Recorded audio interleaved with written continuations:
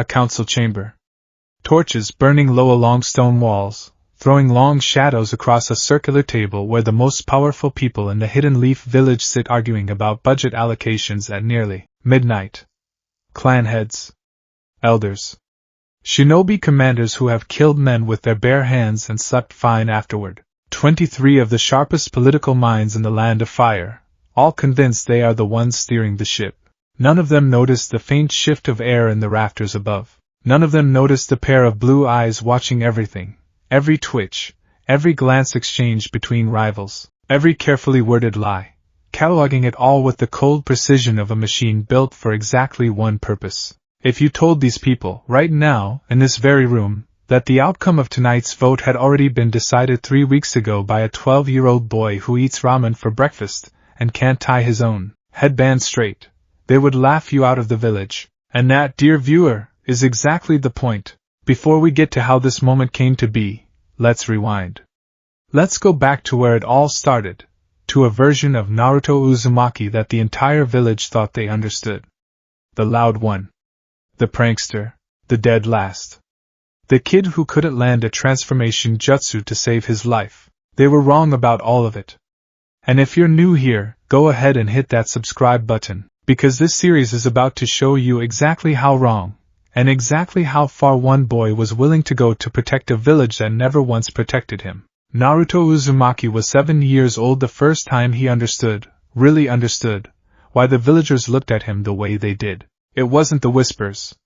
Whispers are easy to misread when you're a child.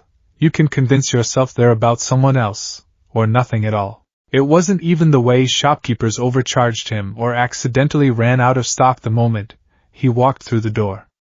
Children adapt to cruelty faster than adults like to admit. No, it was the night he snuck into the back room of the orphanage administrator's office, looking for a blanket that wasn't full of holes, and found a filing cabinet instead. Inside it, a folder with his name on it. Inside the folder, transfer records, funding requests, and a single-line item that had been quietly denied, for years running, by a civilian councilman named Torigai Hamura's cousin, a man who had lost his brother in the attack 12 years earlier, the attack that ended the night Naruto was born. 7-year-old Naruto didn't understand the Nine Tails. He didn't understand seals, or Jinchuriki, or the political machinery of grief. But he understood, with a clarity that should not exist in a child that age, that his suffering was not random. It was allocated. Someone, somewhere, had made a decision, a small, boring, bureaucratic decision, made over stacks of paper and budget meetings, and that decision had shaped every miserable day of his life. That was the moment something in him rewired itself. If suffering could be allocated by paperwork, then paperwork could be unallocated. If cruelty ran through a system, then the system could be studied. Understood. Manipulated. He didn't have the vocabulary for it yet. He was 7. But somewhere in that filing cabinet, staring at a rejection stamp with a man's careless signature on it, Naruto made a decision that would define the next decade of his life. He would never let anyone see how much he understood, ever again. Because the moment they knew what he was capable of, they would take it from him too. Let's talk about the academy years, because this is where the mask really got its finishing touches. You remember Naruto from the academy, right? Dead last in the class. Couldn't perform a basic transformation jutsu without turning into some lopsided, drooling parody of Irika-sensei. Failed the graduation exam not once, not twice, but 3 times running.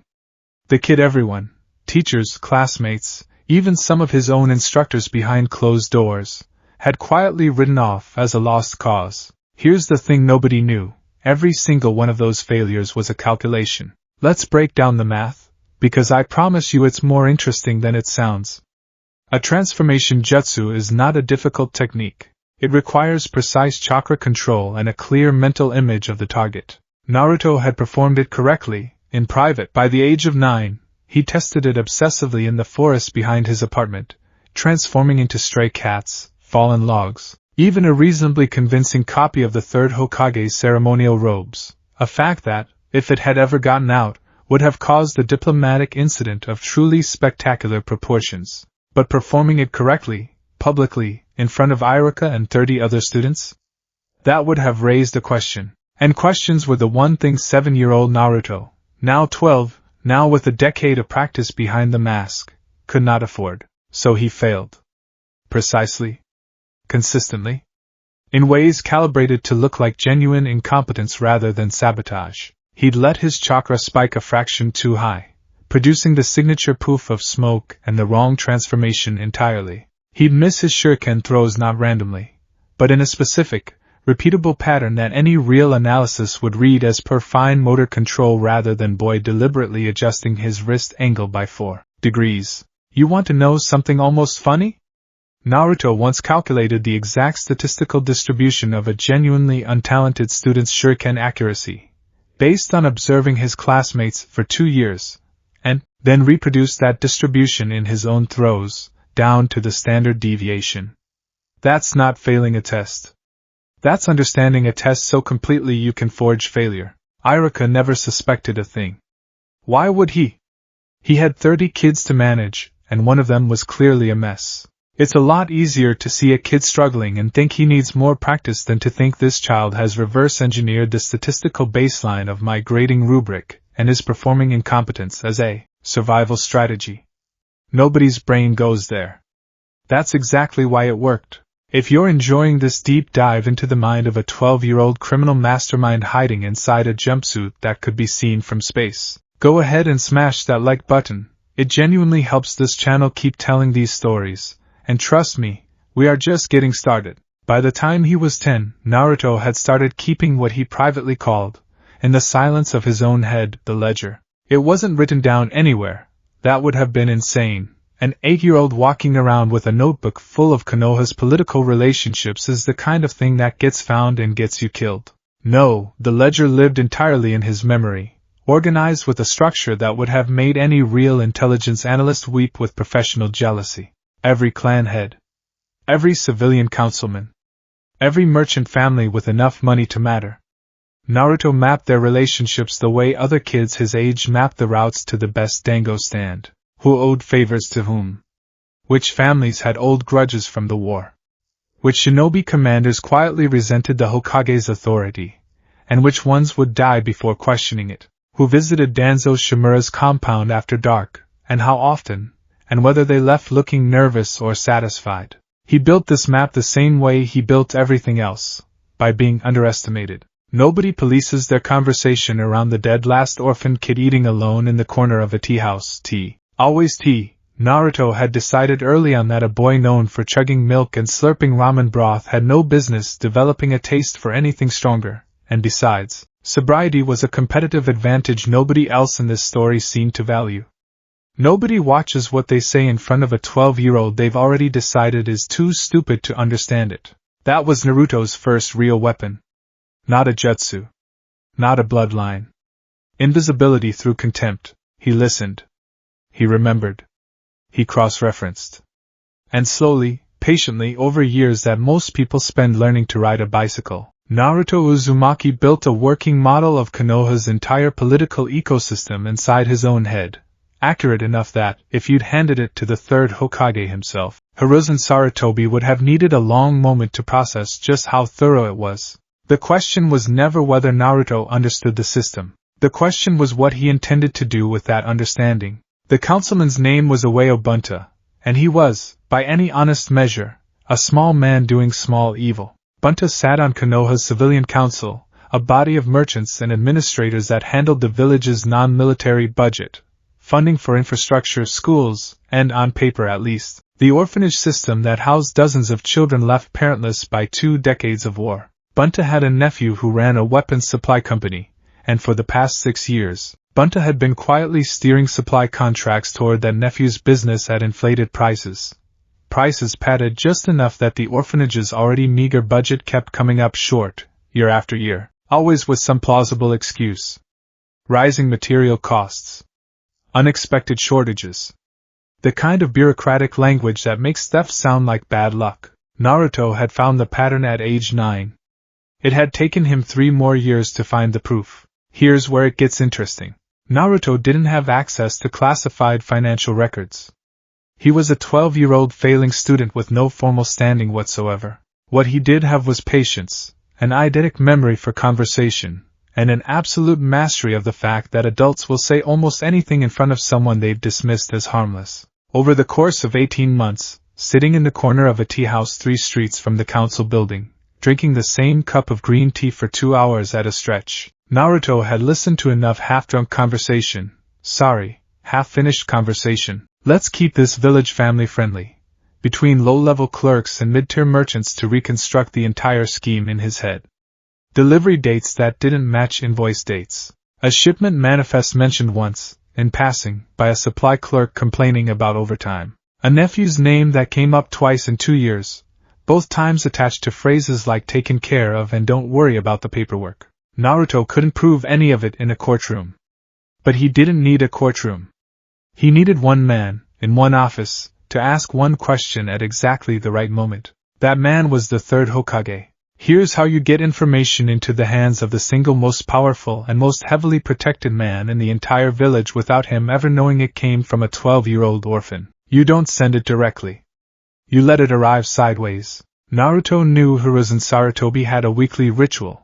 Every Thursday evening, the old Hokage visited the same small dango shop near the academy, ostensibly for tea and a snack. Actually because it was one of the only places in the village where nobody bothered him about politics for 20 minutes. Naruto also knew the shop owner, a kind, gossipy woman named Tuchi's cousin, no relation to the actual Ichiraku family, though Naruto had made that joke to himself more than once, who loved nothing more than repeating interesting things she'd overheard to anyone who'd listen, including, on one particular Thursday, an odd little detail she claimed to have heard from a supply clerk who'd stopped in for dumplings. Something about a weapons contract that seemed awfully overpriced for what it actually delivered.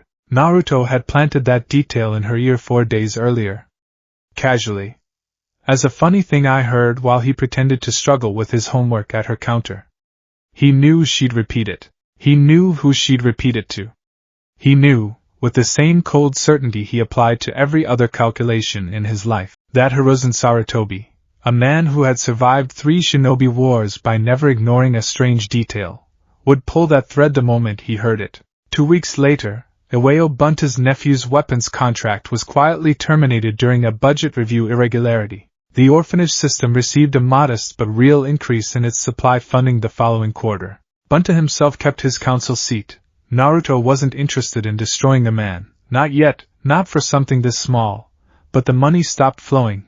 And somewhere in Konoha, 7 children Naruto had never met, and would never meet, ate slightly better that winter because of a conversation an old woman had with a Hokage over dango and green tea. Nobody would ever trace it back to him.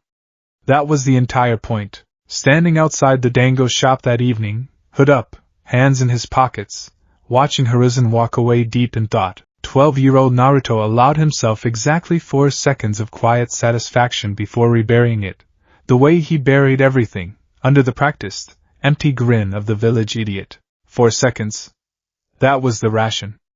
Any more than that, and satisfaction becomes habit, and habit becomes carelessness, and carelessness gets you noticed. And getting noticed was the one thing he could never allow. Or, as it turned out, the one thing he could no longer prevent. Let's shift perspective for a moment, because this is where things start to get genuinely dangerous for our protagonist. Danzo Shimura did not become one of the most feared men in Konoha's history by missing patterns. As the head of Root, a shadow intelligence division so secret that most shinobi in the village didn't officially believe it existed, Danzo's entire worldview was built on the premise that information is power, and that power, left unmonitored, inevitably threatens the state. He had spies in the merchant guild. He had informants inside 3 of the 5 major clans. He had, quietly, over decades, built a surveillance network that rivaled the Hokage's own intelligence division, operating almost entirely in the dark. Which meant that when a pattern of small, strange political outcomes started appearing in Konoha over the course of about 2 years, a corrupt supply contract dying quietly, a rumor about a merchant family's smuggling operation reaching exactly the right ears at exactly the right time, an anonymous tip that helped a Jonin squad avoid an ambush during a routine border patrol, Danzo's people noticed. It took them a while. These events were small, spread out, individually unremarkable. Any one of them, on its own, looked like nothing more than good luck or ordinary competence somewhere in the village's machinery. But Danzo didn't look at events individually. He looked at systems, and when one of his analysts, a quiet, unassuming root operative named Fu, who specialized in pattern recognition across years of intercepted correspondence, laid out a timeline of these small coincidences side by side, something troubling emerged. Every single one of them, without exception, traced back through at least 1 degree of separation to conversations that had occurred near, or with, the same unremarkable academy student, Uzumaki Naruto. Age 12. Ranked dead last in his class. Failed the graduation exam twice already. Fu brought the report to Danzo expecting to be told he was reading tea leaves, pardon the phrase, reading nonsense into random noise. Instead, Danzo sat with the report for a long, silent evening, turning it over in his one good eye, and reached a very different conclusion. Increase observation, Danzo finally said, setting the report down on his desk with the same flat calm he'd have used to order a routine patrol. Do not approach. Do not interfere. I want to know everywhere this boy goes, everyone he speaks to, and everything he claims not to understand. Fu, ever obedient, ever careful, allowed himself one small question. Sir, do you believe the boy is responsible? A 12-year-old orphan, engineering outcomes at this level? It seems impossible, Danzo finished for him, is what every enemy wants you to believe about their weapon right up until it kills you. I did not survive 3 wars by dismissing the impossible, Fu. I survived by asking what kind of person benefits from being underestimated. He paused, and for just a moment, something that might almost have been respect passed across his weathered face. Watch him, closely. If I am wrong, we've lost nothing but time. If I am right. He didn't finish the sentence. He didn't need to. Back to Naruto, who, blissfully unaware, for now, that Konoha's most dangerous shadow organization had just opened a file with his name on it, was focused on a much more immediate piece of the board, team placement. You already know how this turns out, at least on the surface. Naruto, Sasuke, and Sakura, Team 7, under a certain silver-haired, perpetually late Jonin-sensei. What you don't know is how much work went into making sure it turned out exactly that way. Here's the thing about team placements in the academy. They're not random, and they're not purely merit-based either. They're determined by a mix of test scores, instructor recommendations, and, critically, Iruka's private notes on student compatibility, which get reviewed and adjusted by the Hokage's office in the weeks before graduation. Iruka, dedicated and well-meaning as he was, kept those notes in an unlocked drawer in his desk at the academy, updated them roughly once a week, and had a predictable habit of staying late on Tuesday evenings to grade papers alone in his classroom. Naruto had known this for over a year. He needed to be placed with Sasuke Uchiha. Not out of the rivalry the village saw on the surface, though that part was real too, in its own strange, competitive affection way, but because Sasuke represented the single largest unresolved variable in Naruto's entire political map of Konoha. The Uchiha clan massacre had happened 5 years earlier.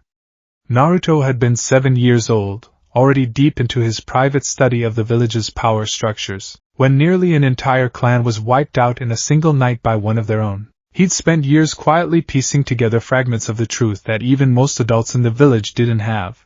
The political tension between the Uchiha and the rest of Konoha in the years before the massacre, the suspicious speed with which the official investigation had closed, the way certain elders' names kept surfacing in conversations they clearly didn't want a child overhearing. He didn't have the full picture yet.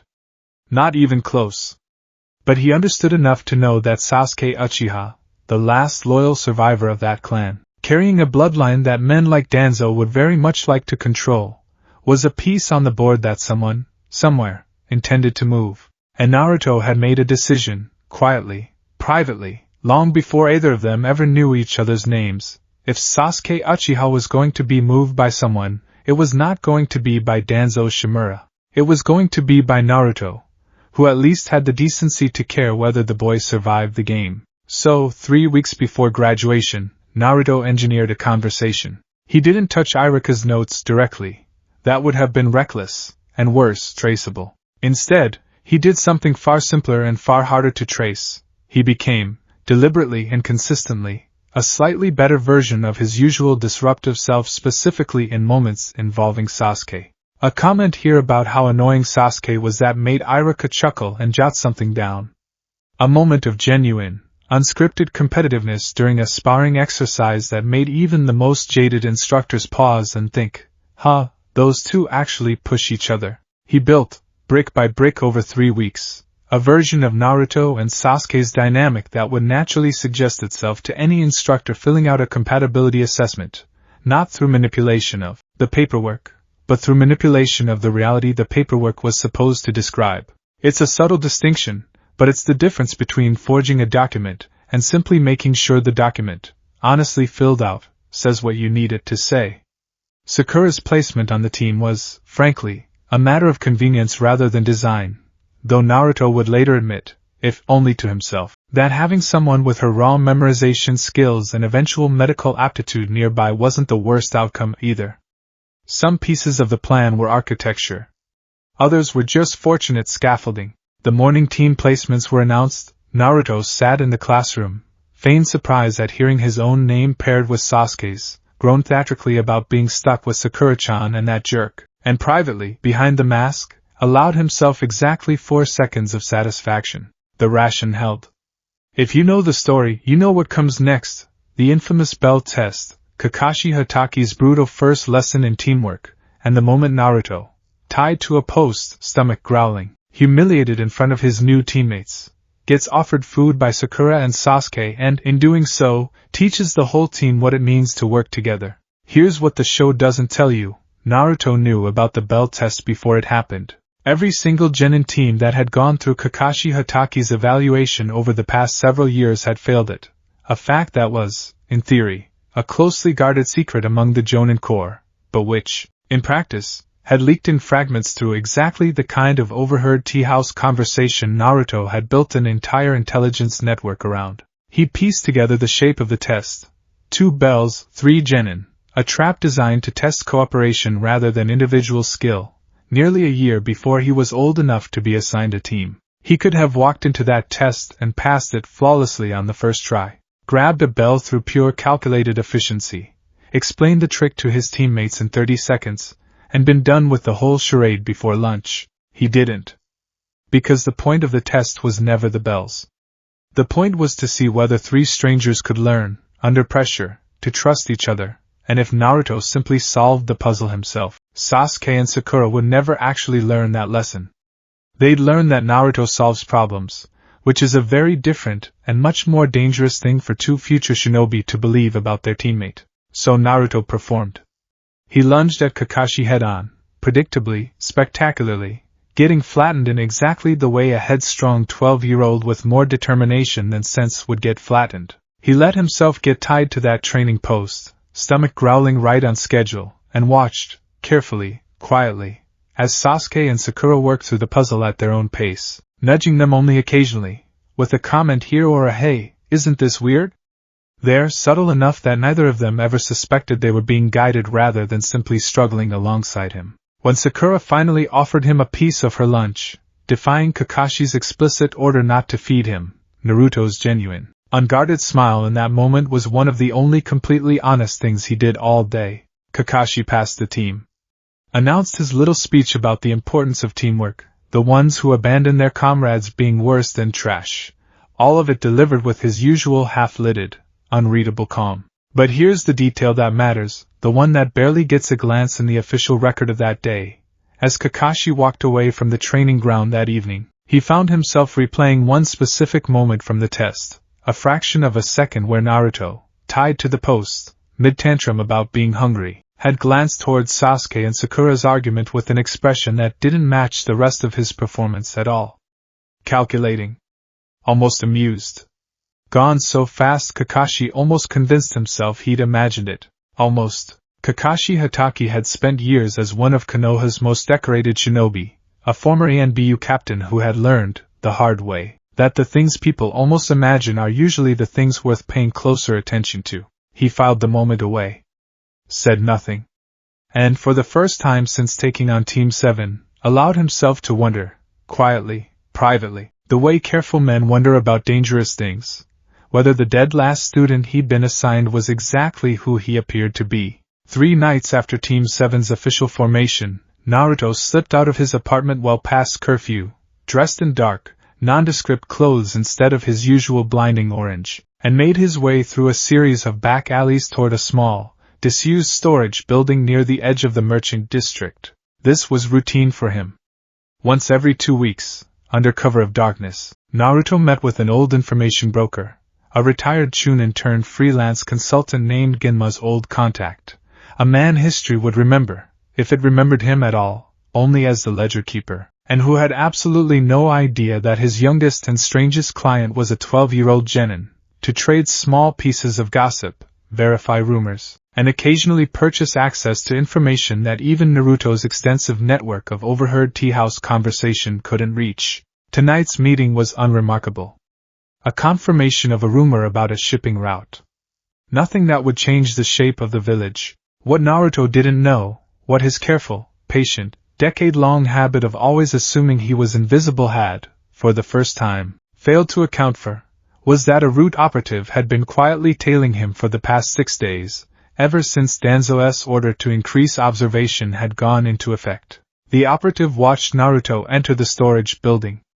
Watched him emerge 40 minutes later, expression as blank and unreadable as any trained shinobi twice his age. Watched him vanish back into the alleys of the merchant district with the kind of practiced, unhurried efficiency that no 12-year-old genin, no matter how talented, should reasonably possess. The operative did not follow him further. Those were the orders: observe, do not interfere, do not approach. And there was something else, something the operative couldn't quite articulate in the report he filed that night, a strange, prickling unease, the sense of having watched something far larger and far older than its physical age let on, wearing the shape of an ordinary boy the way a sword wears its sheath. The report reached Danzo's desk before sunrise. He read it twice. Set it down. Sat in the silence of his private office for a long time, turning the pieces over in his mind, the pattern of outcomes. The meeting with an information broker who had no business being contacted by a child, the flicker of something ancient, and calculating that his own operative, a trained killer, had felt but couldn't name. For the first time in longer than he cared to admit, Danzo Shimura felt something close to genuine uncertainty. Because if his suspicions were correct, if this village truly did contain a 12-year-old boy capable of quietly reshaping outcomes at the level this pattern suggested, then Danzo was no longer looking at a minor curiosity to be monitored from a comfortable distance. He was looking at the single most valuable, and single most dangerous, asset currently living inside the walls of Konohagakure, and he intended to find out, personally, which one it was going to be. Somewhere across the village, tucked into his small, cluttered apartment, Naruto Uzumaki lay awake staring at the ceiling, running the night's meeting back through his mind one final time before sleep, reviewing every word, every gesture, satisfied that the pattern held, that the mask had, once again, done exactly what it was built to do. He had no idea that 4 days from now, everything would change. He had no idea that the file with his name on it, sitting in a locked drawer in the most secretive office in the entire village, was about to be opened for the very first time, not by an enemy from outside Konoha's walls, but by the very worst kind of man that could possibly notice him, one exactly as patient, exactly as calculating, and exactly as willing to sacrifice everything for the sake of the village as Naruto himself. The dead last mask had survived 3 years of academy instructors, dozens of suspicious classmates, and even his own team's growing curiosity. It had never once been tested against Danzo Shimura. That test was about to begin. Let's start somewhere ordinary, because ordinary was exactly the point. In the 2 weeks following Team 7's formation, Naruto, Sasuke, and Sakura found themselves buried under the single most soul-crushing genre of shinobi work in existence: D-rank missions. Weeding gardens, walking dogs, painting fences, chasing down a particularly uncooperative cat named Tora who, by all accounts, had personally decided that death was preferable to being caught by children in orange jumpsuits. You already know this part of the story. What you don't know is that Naruto had, quietly, turned every single one of these missions into an intelligence-gathering operation of staggering efficiency. Think about it for a second. D-rank missions send genin teams into the private homes, gardens, shops, and daily routines of half the civilian population of Konoha. Nobody watches what they say around children pulling weeds.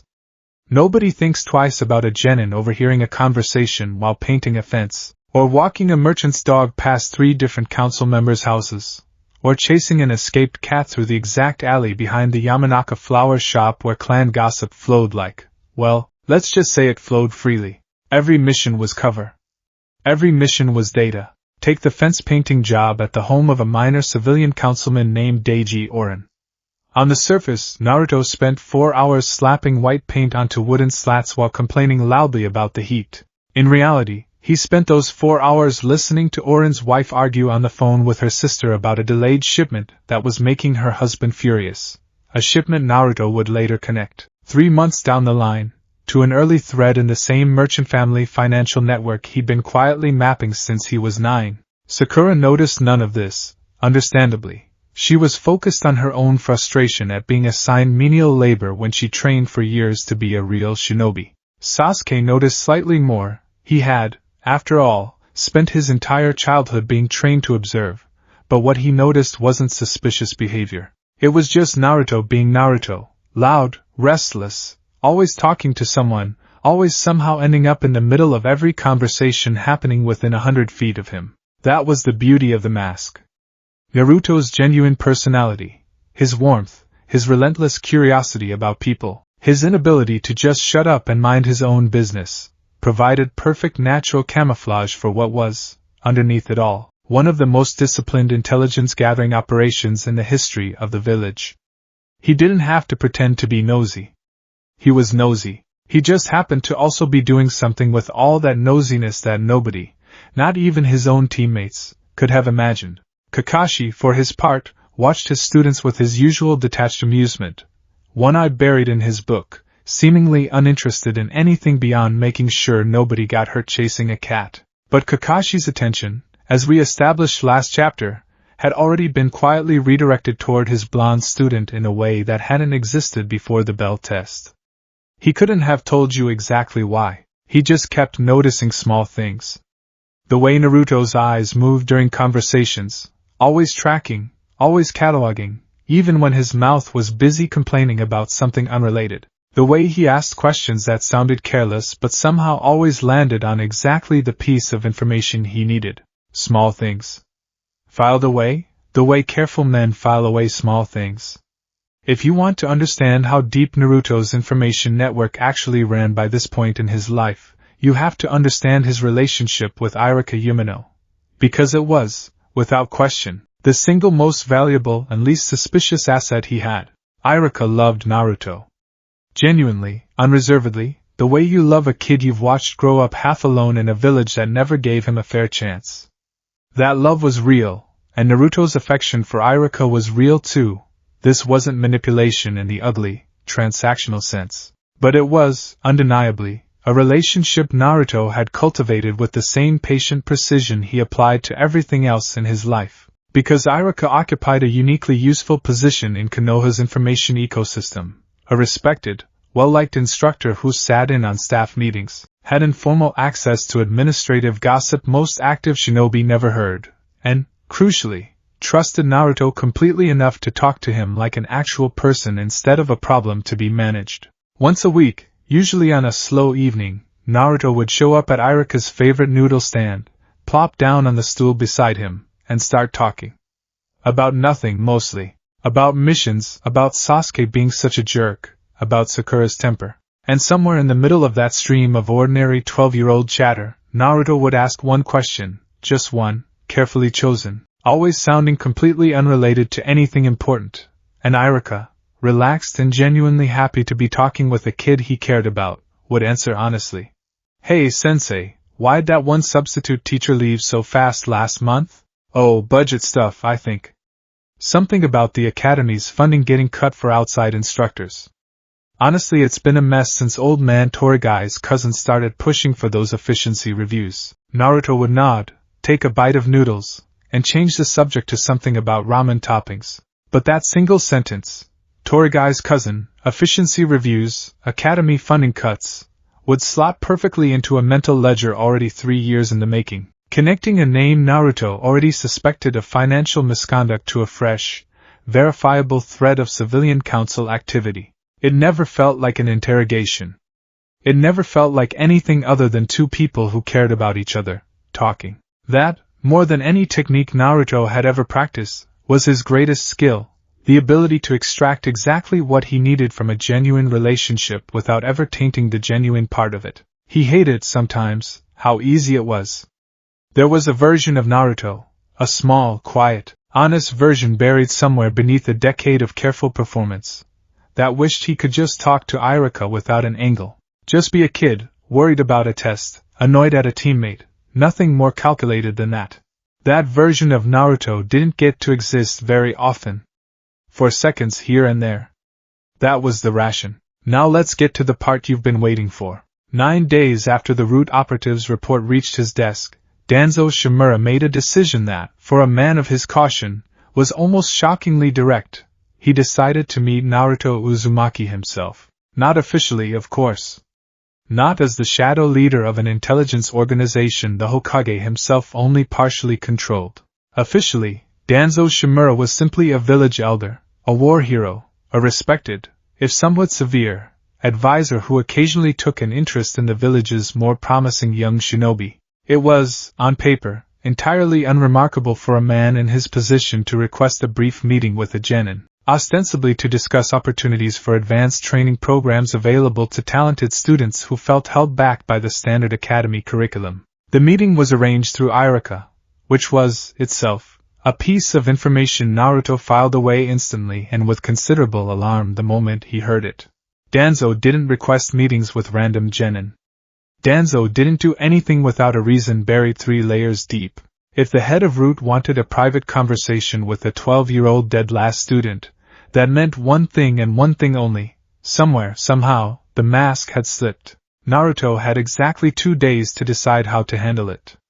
He spent both of them doing what he did best, running the scenario forward, again and again, testing every possible version of the conversation, trying to calculate exactly how much Danzo might already know and exactly how much he could afford to reveal without confirming it. The problem, and Naruto understood this with a clarity that kept him up long past midnight both nights, was that he was about to sit across from a man whose entire life's work was built on reading people better than they could read themselves.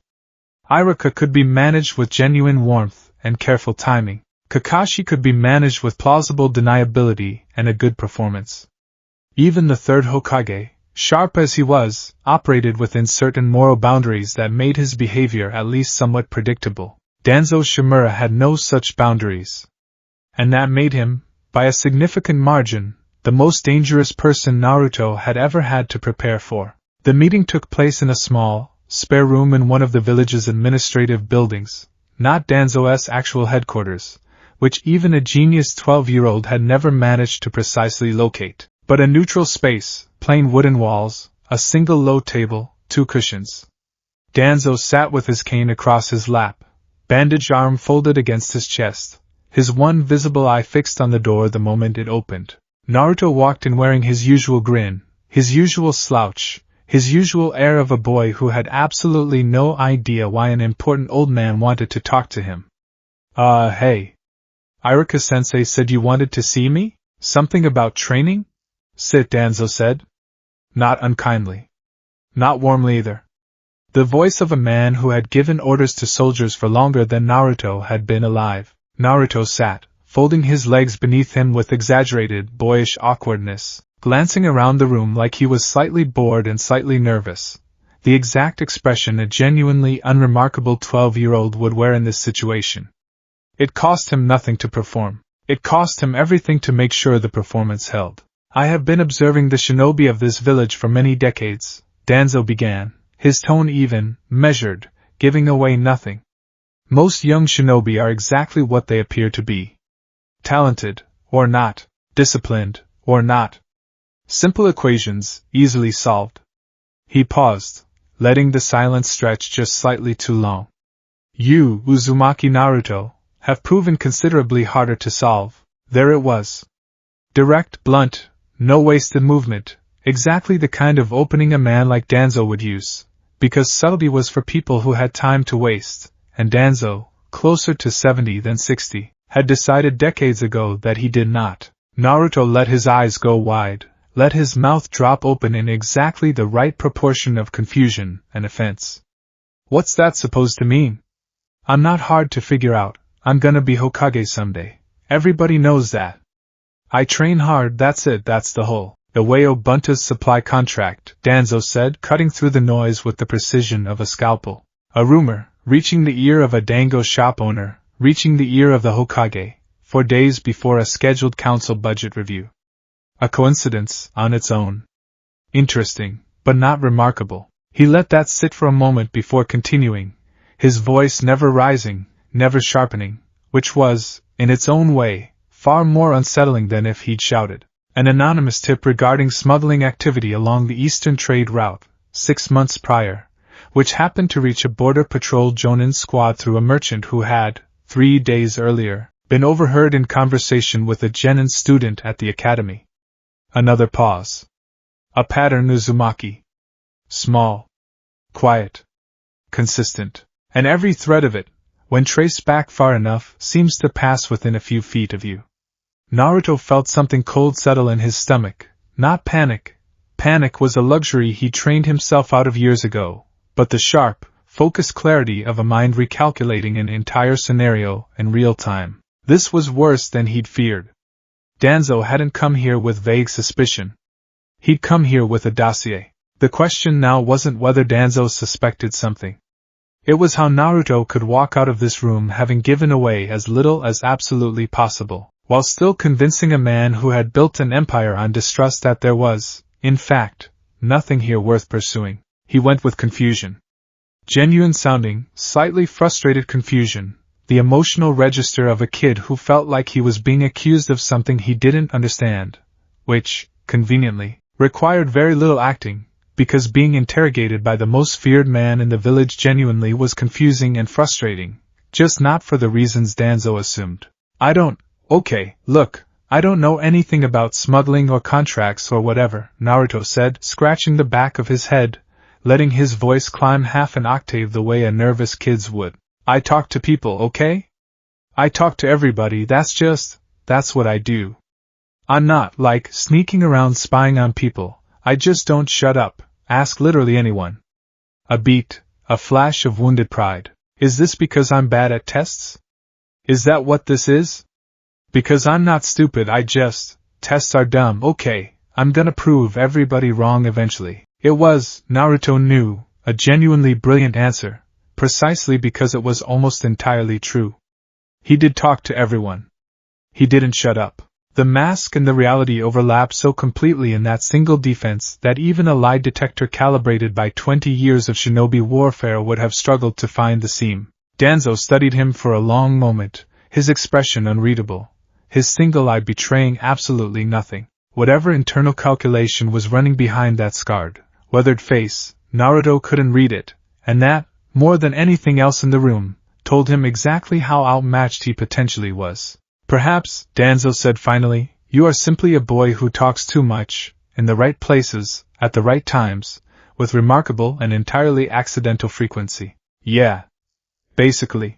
Perhaps, Danzo continued, and here, for the first time, something shifted in his tone, not warmer, never warmer, but sharper, more deliberate. You are something else entirely. A weapon this village has failed to properly identify. Failed to properly use. His gaze didn't waver. If that is the case, Uzumaki, I would ask you to consider something carefully before you leave this room today. Naruto said nothing, letting the confused kid expression hold, though every part of his mind was screaming at him to pay very close attention to whatever came next. Konoha does not reward those who work quietly for its benefit, Danzo said. It rewards those who are seen to work for its benefit. Loud victories. Public sacrifice. A boy who spends his life engineering outcomes from the shadows, however skillfully, will die in those shadows, unmourned, unrecognized, and should his methods ever draw the wrong kind of attention, unprotected. A pause, deliberate, waited. There are those in this village who would see such a boy as a threat to be neutralized rather than a resource to be cultivated. I am not, currently, one of them. That could change, depending on what I continue to observe. There it was. Not a threat, not exactly. Something colder and more precise than a threat, an offer, wrapped in warning, delivered by a man who had spent his entire life understanding that the most effective way to control someone is to make them believe the alternative to cooperation is annihilation. I still don't know what you're talking about, Naruto said quietly, dropping the confused bluster for just a moment, letting something flatter and more careful slip into his voice. Not a confession, never a confession, but an acknowledgement that he had, in fact, heard every word and understood exactly what kind of conversation this had actually been. But I'll keep it in mind. Whatever it is. Danzo's mouth curved, almost imperceptibly, into something that wasn't quite a smile. See that you do. Naruto walked out of that building at a measured, unhurried pace, exactly the way a slightly rattled but ultimately unbothered 12-year-old would walk, all the way until he turned the corner onto a street busy enough to disappear into. Then he found the nearest alley, pressed his back against the cool stone wall, and allowed himself something he almost never allowed himself, a genuine, unguarded moment of fear. 4 seconds. That was supposed to be the ration for satisfaction, for pride, for anything that risked becoming a habit dangerous enough to get him noticed. He never built a ration for fear, because fear, in his calculations, had always been a luxury belonging to people who hadn't planned carefully enough. He stood in that alley for considerably longer than 4 seconds, running the entire conversation back through his mind, word by word, tone by tone, trying to determine with cold precision exactly how much Danzo actually knew versus how much he had merely inferred from a pattern of statistically improbable coincidences. The conclusion, when it finally settled, was not comforting. Danzo didn't have proof. Everything he'd cited was circumstantial, real, damning in aggregate, but circumstantial. No court, no counsel, no investigation could convict a 12-year-old of political manipulation based on a boy who talks to a lot of people and things sometimes work out. That much, at least, was a genuine layer of protection. But proof had never been the point of that meeting. The point had been something else entirely. Something Naruto turned over and over in his mind as the fear slowly cooled into something more familiar and more useful. Cold, focused analysis. Danzo hadn't come there to catch him. Danzo had come there to recruit him, or failing that, to make absolutely certain Naruto knew exactly how precarious his position was without Danzo's protection, and, in either case, to establish, definitively, that whatever Naruto was doing, it was no longer happening in the dark. The mask hadn't slipped. But someone had, for the first time in 5 years, seen straight through it anyway. And that someone was the single most dangerous man Naruto had ever encountered. Everything had just gotten infinitely more complicated. And infinitely more dangerous. That evening, Team 7 gathered for a low-priority evening patrol assignment, walking the perimeter of a merchant district that had reported some minor vandalism, hardly worth 3 genin and a jonin sensei. But Kakashi had insisted, claiming it was good for team cohesion, which Naruto suspected correctly, was mostly an excuse to let the 3 of them spend more unsupervised time learning to work together. Sasuke fell into step beside Naruto about halfway through the patrol, which was, in itself, unusual enough that Naruto immediately filed it as a data point worth paying attention to. "You've been weird today," Sasuke said, not looking at him, eyes fixed forward on the darkening street. "I'm always weird, that's kind of my whole thing," Naruto shot back automatically, though internally he was recalculating. Had something in his demeanor slipped after the meeting with Danzo? He'd been careful, or he thought he'd been careful, on the walk back to rejoin the team. "You're quieter than usual," Sasuke clarified, and there was something almost like genuine curiosity in his voice, buried under the usual flat Uchiha reserve. "You didn't even complain about D-ranks today, you just did the mission efficiently?" Naruto felt a small, cold jolt of alarm. Sasuke, of all people, trained since birth to notice deviations in behavior, raised in a clan whose entire philosophy revolved around perceiving what others missed, had caught something. Not the full truth, nowhere close to the full truth, but enough of a deviation to comment on it. This was, Naruto realized with growing unease, Exactly the risk he'd calculated when he chose to be placed on Sasuke's team in the first place. He needed to be close enough to protect Sasuke, close enough to steer him gently away from the darker paths Naruto suspected were waiting for him. But proximity cut both ways. The closer he stayed to someone this perceptive, the harder the mask became to maintain. "Guess I've got stuff on my mind," Naruto said, which had the considerable advantage of being completely true. "Iruka-sensei made me talk to some boring old council guy today about advanced training opportunities." He rolled his eyes, injecting just the right note of teenage exasperation. "Total waste of time. Guy just talked about how the village doesn't appreciate hard workers or whatever. Super depressing, honestly. It wasn't a lie exactly. It was, in fact, almost a perfect summary of the meeting, stripped of everything that actually mattered, presented in a wrapper so boring and relatable that Sasuke's brief flicker of suspicion visibly deflated into simple, dismissive disinterest. Sounds like a waste of time, Sasuke agreed, and let the subject drop, his attention shifting back to the patrol route ahead of them. Naruto exhaled slowly, quietly, careful not to let the relief show on his face. That, right there, was the second warning of the day. Danzo had seen through the mask entirely. Sasuke had merely brushed against its edges and been redirected with relative ease. But the gap between those two outcomes was narrower than Naruto liked, narrower than it had ever been in 5 years of careful, patient performance. He was going to have to be more careful. Or, he realized with a slow, uncomfortable clarity that settled somewhere deep in his chest, he was going to have to start considering, for the first time since he was 7 years old, whether the mask could actually survive contact with people who were paying real, sustained attention to him. Because up until today, everyone who mattered had been looking straight through him. Now 2 people were looking directly at him. And one of them controlled an intelligence network that answered to no one but himself. In his private office, long after Naruto had returned home to stare at his ceiling and recalculate every risk in his life for the second time that week, Danzo Shimura sat alone, composing a report that he intended to share with precisely no one. He wrote, in careful, deliberate script, a single-page summary of the meeting, the boys' reactions, his verbal patterns, the micro-expressions Danzo's decades of interrogation experience had trained him to catch even in the most disciplined subjects. He noted, with something approaching professional admiration, that the boy's performance had been extraordinary, convincing enough that, had Danzo not already possessed months of pattern evidence, he might genuinely have believed it. He noted, too, the moment the performance had cracked, not broken, cracked, a fraction of a second where something colder and older than a 12-year-old's eyes had looked back at him from across that low wooden table, before vanishing back beneath the practiced, boyish confusion. At the bottom of the page, Danzo wrote a single line, underlined once, that would sit in a locked drawer for the better part of the next 2 years, waiting for the right moment to matter. Uzumaki Naruto is either the village's greatest untapped asset, or its greatest unrecognized threat. I do not yet know which. I intend to find out before anyone else does. He set down his brush, folded the page, and locked it away. Outside, Konoha slept on, entirely unaware that 2 of its most quietly dangerous residents had just begun a very careful, very patient game with each other, one that neither of them intended to lose. Alright, let's talk about the mission that changes everything. Every version of this story you've ever heard treats the Land of Waves as the moment Team 7 becomes a real team.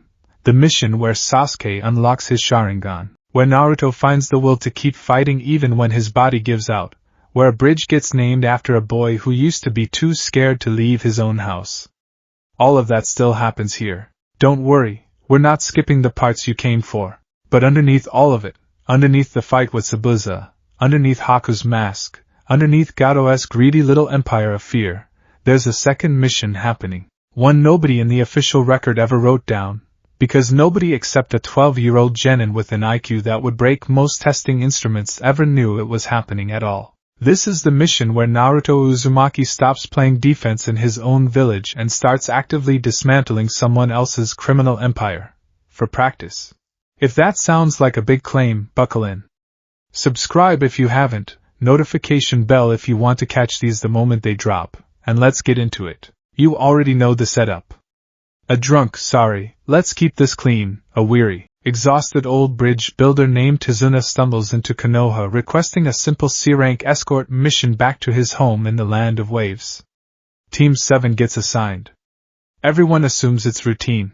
Naruto had assumed nothing of the sort. The moment Tizuna's name came up during mission assignment, something in Naruto's memory quietly flagged it, not because he recognized the man specifically, but because Land of Waves itself had appeared, twice, in fragments of conversation he'd overheard nearly 4 months earlier.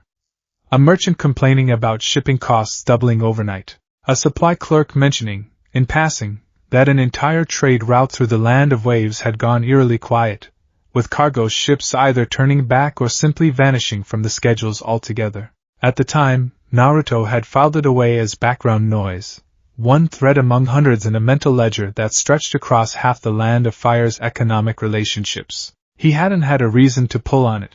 Now he had a reason sitting 3 feet away from him, sweating nervously and smelling faintly of the tea he'd been drinking to steady his nerves on the walk over, insisting to Hiruzen Sarutobi that this was just a simple escort job. Naruto knew, within about 4 seconds of hearing Tizuna's name and destination, that this was not a simple escort job. He said nothing. He grinned, complained loudly about wanting a cooler mission, and volunteered enthusiastically the moment Kakashi accepted the assignment. Because if there was an entire hidden crisis waiting in the Land of Waves, Naruto intended to be standing in the middle of it when it broke open, not reading about it in a report 3 weeks later. The walk to the Land of Waves gave Naruto plenty of time to do what he did best. Listen. Tizuna talked, as nervous men often do, more than he probably intended to. He talked about the bridge he was building, about how it would connect his home to the mainland and finally give his people economic independence. He talked, with slightly less enthusiasm, about how times had gotten hard recently, how work had slowed, how prices for basic goods had crept steadily upward over the past year in ways that didn't quite make sense for a small island nation with a functioning fishing economy. He did not talk about Gato. Not once, not by name, not even when the subject of hard times came up directly. That omission told Naruto more than anything Tizuna actually said. A man doesn't avoid a topic that thoroughly, that consistently, across a 4-day walk, unless naming it out loud carries real danger. The kind of danger that comes from powerful men with long reach and longer memories. By the time they reached the outskirts of Wave Country, Naruto had already built a working hypothesis. Someone with significant capital had moved into this region and was systematically strangling its economy, likely through control of shipping and trade routes, likely enforced through fear rather than law, and likely connected, somehow, to why an entire island nation's cargo traffic had quietly gone dark months earlier. He kept the hypothesis to himself, of course. Grinned.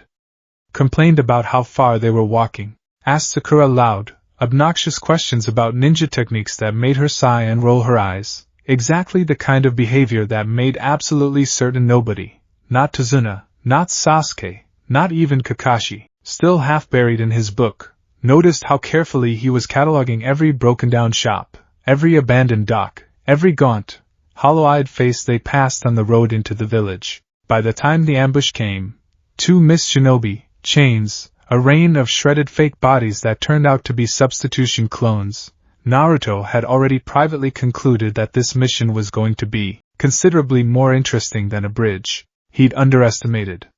It was going to be considerably more interesting than that.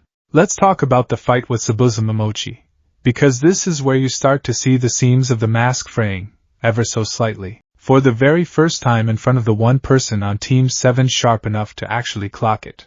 Zabuza Momochi was, by any reasonable measure, a genuine monster, a former member of the Hidden Mist's feared 7 swordsmen, a man who had, according to legend, graduated his own academy by murdering an entire class of fellow students. When he emerged from the mist over that lake, sword strapped to his back, killing intent thick enough to make even Kakashi's expression harden, the entire team reacted exactly as you'd expect: fear, tension, the instinctive scramble to protect the client. Naruto's fear was real. Let's be clear about that.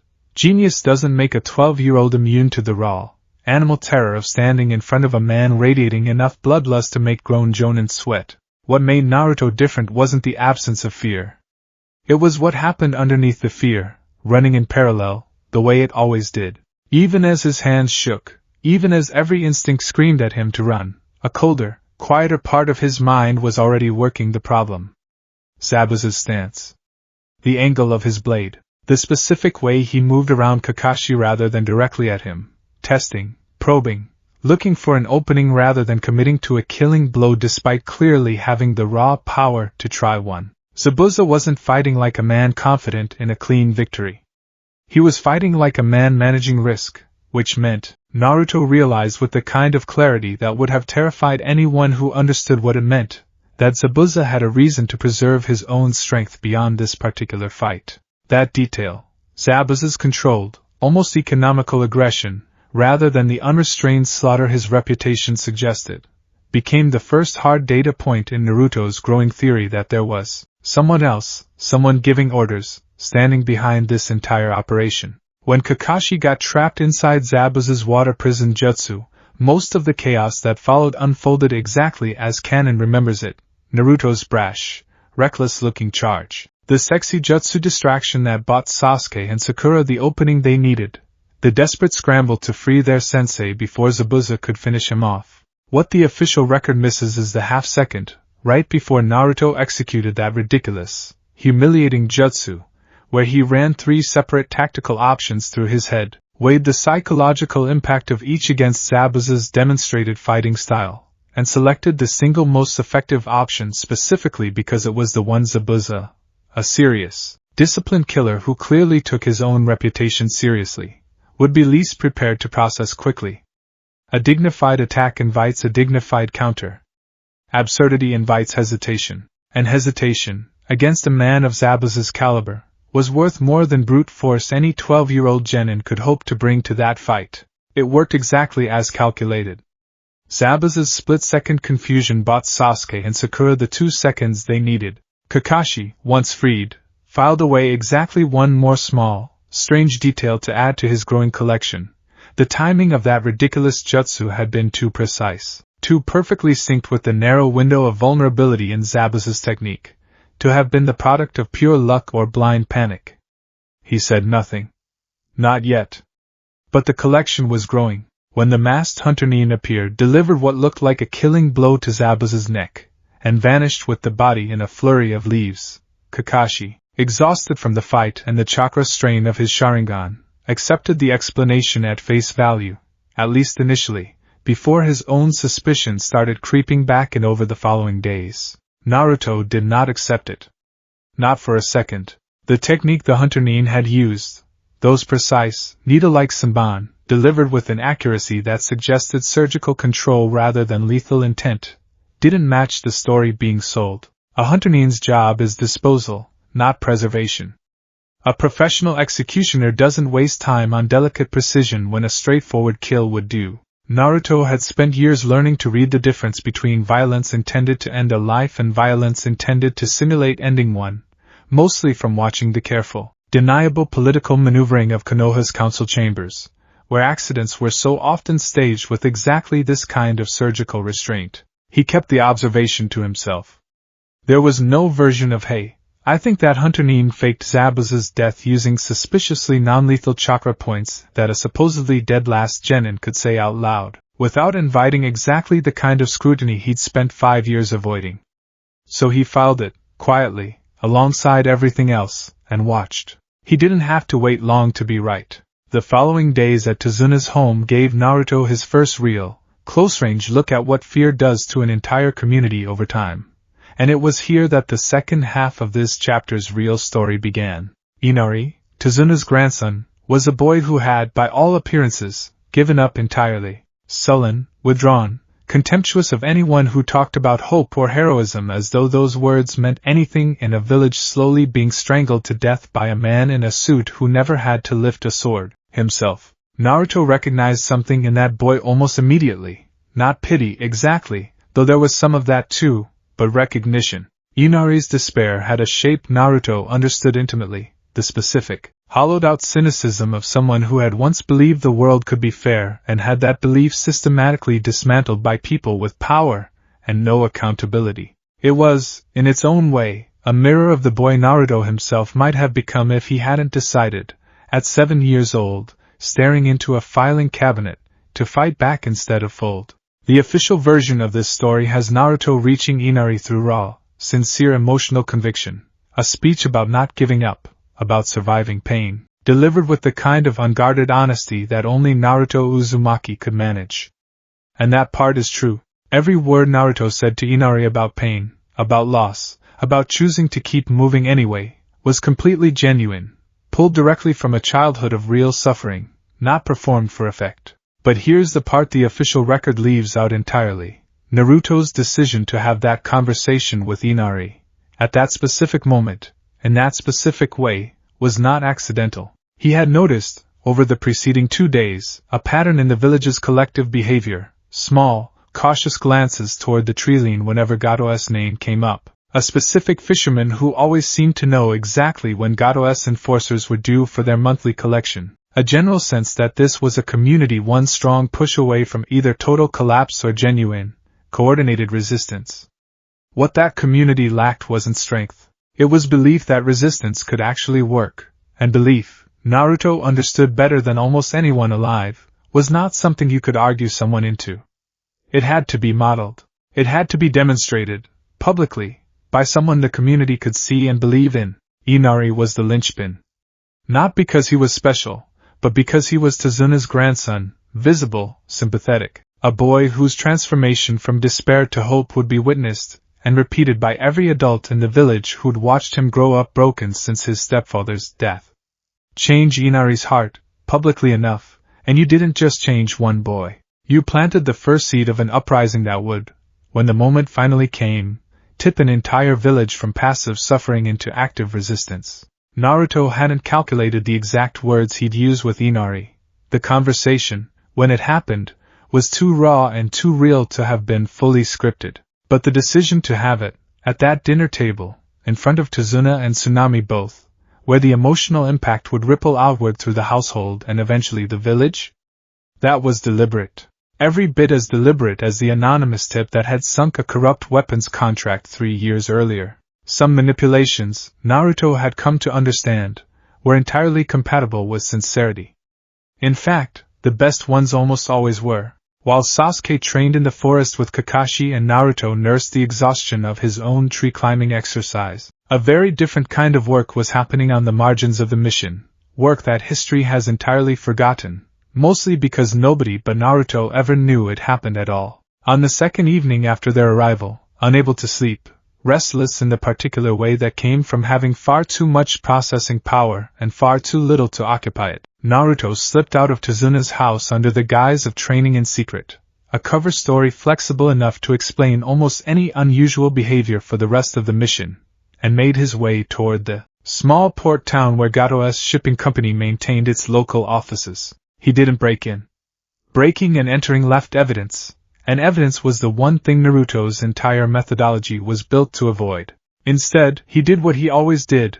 He watched, from the shadow of an alley across the street, cataloging the comings and goings of dock workers, guards, and the occasional nervous, well-dressed clerk hauling paperwork between the office and a warehouse 2 streets over. It took 3 nights of patient observation to build a workable picture. Gato's operation, Naruto determined, ran on a surprisingly fragile logistics chain.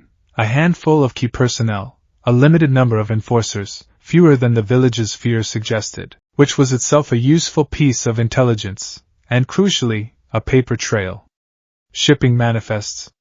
Payment records. The kind of unglamorous bureaucratic detritus that every criminal empire, no matter how ruthless, still needed to keep functioning. On the 3rd night, Naruto caught the break he'd been patient enough to wait for. A junior clerk, exhausted and careless after a long shift, left a satchel of paperwork unattended for nearly 6 minutes while stepping away to relieve himself behind the warehouse, 6 minutes being, for a boy who had trained himself since age 9 to read and memorize documents at speeds that would have made professional archivists weep, considerably more time than he actually needed.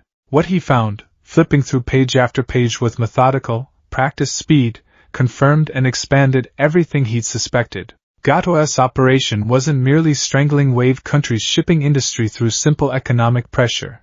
It was actively laundering money through at least 2 front companies registered, on paper, in the land of fire itself. And one of those companies, listed under a series of shell names Naruto recognized instantly from 3 years of patient study, traced back, through 2 more layers of obfuscation than anyone without Naruto's specific mental map of Konoha's merchant families could ever have untangled, to the same civilian merchant network he'd already connected months earlier, to a very different investigation, the one involving Danzo's route. Naruto stood in that alley for a long moment, staring at a shipping manifest by moonlight, feeling something click into place that was considerably larger and considerably more dangerous than anything he'd anticipated walking into this mission. KONOHA'S blood money, extorted from a starving island nation, built on broken families and shuttered fishing boats, was flowing, through at least one intermediary, into the same financial network that helped fund Root's shadow operations back in Konoha. This wasn't a coincidence anymore. This was a system. And Naruto had just found one of its arteries by pure, patient accident. He memorized every relevant page, replaced the satchel exactly as he'd found it, and slipped back into the night, carrying, in his own head, a piece of information that, if it ever became public, could implicate a village elder in war profiteering off a neighboring nation's suffering. He had absolutely no idea, yet, what he was going to do with it. But he understood, with the same cold clarity that had guided every decision since he was 7 years old, that information this dangerous did not get wasted. It got held. Filed. Ready for the moment it would matter most. If you're finding this deep dive into the political side of the Naruto universe interesting, drop a comment telling us what other what-if premise you'd want to see explored next. And don't forget that subscribe button, because we're only about a third of the way into this story. The confrontation everyone remembers from this arc, Naruto's brutal, near-death fight against Haku on that frozen bridge, surrounded by ice mirrors, pushed further than he'd ever been pushed before, unfolds mostly the way you'd expect, at least on the surface. But there's a moment in that fight, buried in the chaos of Samban and shattering ice, that deserves closer attention. When Haku finally spoke, really spoke, revealing the story of a boy who'd killed his own father to survive, who'd been taken in by Zabuza not out of love but out of mutual, transactional necessity, who genuinely believed that being useful to someone was the closest thing to being loved that a person like him could ever hope for. Something in Naruto went very, very quiet. Because Naruto understood that story on a level none of his teammates possibly could. He understood, with an intimacy that had nothing to do with genius and everything to do with a childhood spent alone, exactly what it felt like to build your entire sense of worth around being useful to someone, anyone, willing to look past what you were. He understood the specific, aching loneliness of loving someone who valued your utility more than your existence. Because hadn't that been, in some quiet, unspoken way, the exact dynamic he'd built with half the village? Useful anonymously. Valued invisibly. Never quite seen for who he actually was, only for what his careful manipulations could accomplish. The fight itself, Naruto's refusal to give up even as Haku's Samban tore through him again and again, the raw, desperate resolve that finally cracked Haku's resolve to kill him, was, in that moment, the least calculated thing Naruto had done in years. He wasn't running scenarios. He wasn't managing outcomes. He was simply a boy bleeding, refusing to let another boy become a murderer if there was any way at all to stop it. It was, ironically, the least genius moment of the entire mission, and it was also, without question, the single most important decision Naruto made in the Land of Waves. When Kakashi's Chidori tore through Haku's chest moments later, Haku having thrown himself in front of Zabuza's would-be killer without hesitation, the same self-sacrificing loyalty that had defined his entire tragic life, Naruto watched a boy he'd fought for less than 20 minutes die in the snow for a man who, at that moment, seemed to feel nothing at all. And here's where Kakashi noticed something he would spend the next several years trying not to think about too closely. In the aftermath, Zabuza's brutal, grief-stricken slaughter of KONOHA'S mercenary army, Zabuza's own death, crawling through the snow toward Haku's body, the strange, wordless intimacy of two broken men finding something like peace in their final moments. Kakashi glanced over at Naruto, expecting to see shock, horror, the kind of overwhelmed devastation any 12-year-old should reasonably feel after watching two people die in front of him within the span of 10 minutes. What he saw instead was grief, yes, real, unguarded grief, tears actually running down Naruto's face. But layered underneath it, visible only for a fraction of a second before Naruto composed himself, something colder. Something that looked, disturbingly, like understanding, like a boy who had already, in the space of a few seconds, begun processing the political and emotional aftermath of what he just witnessed with a clarity that had no business belonging to a child. Kakashi said nothing. He never said anything in these moments. That had become its own quiet pattern by now, a Jonin sensei filing away small, strange observations one at a time, waiting for a pattern clear enough to justify raising it.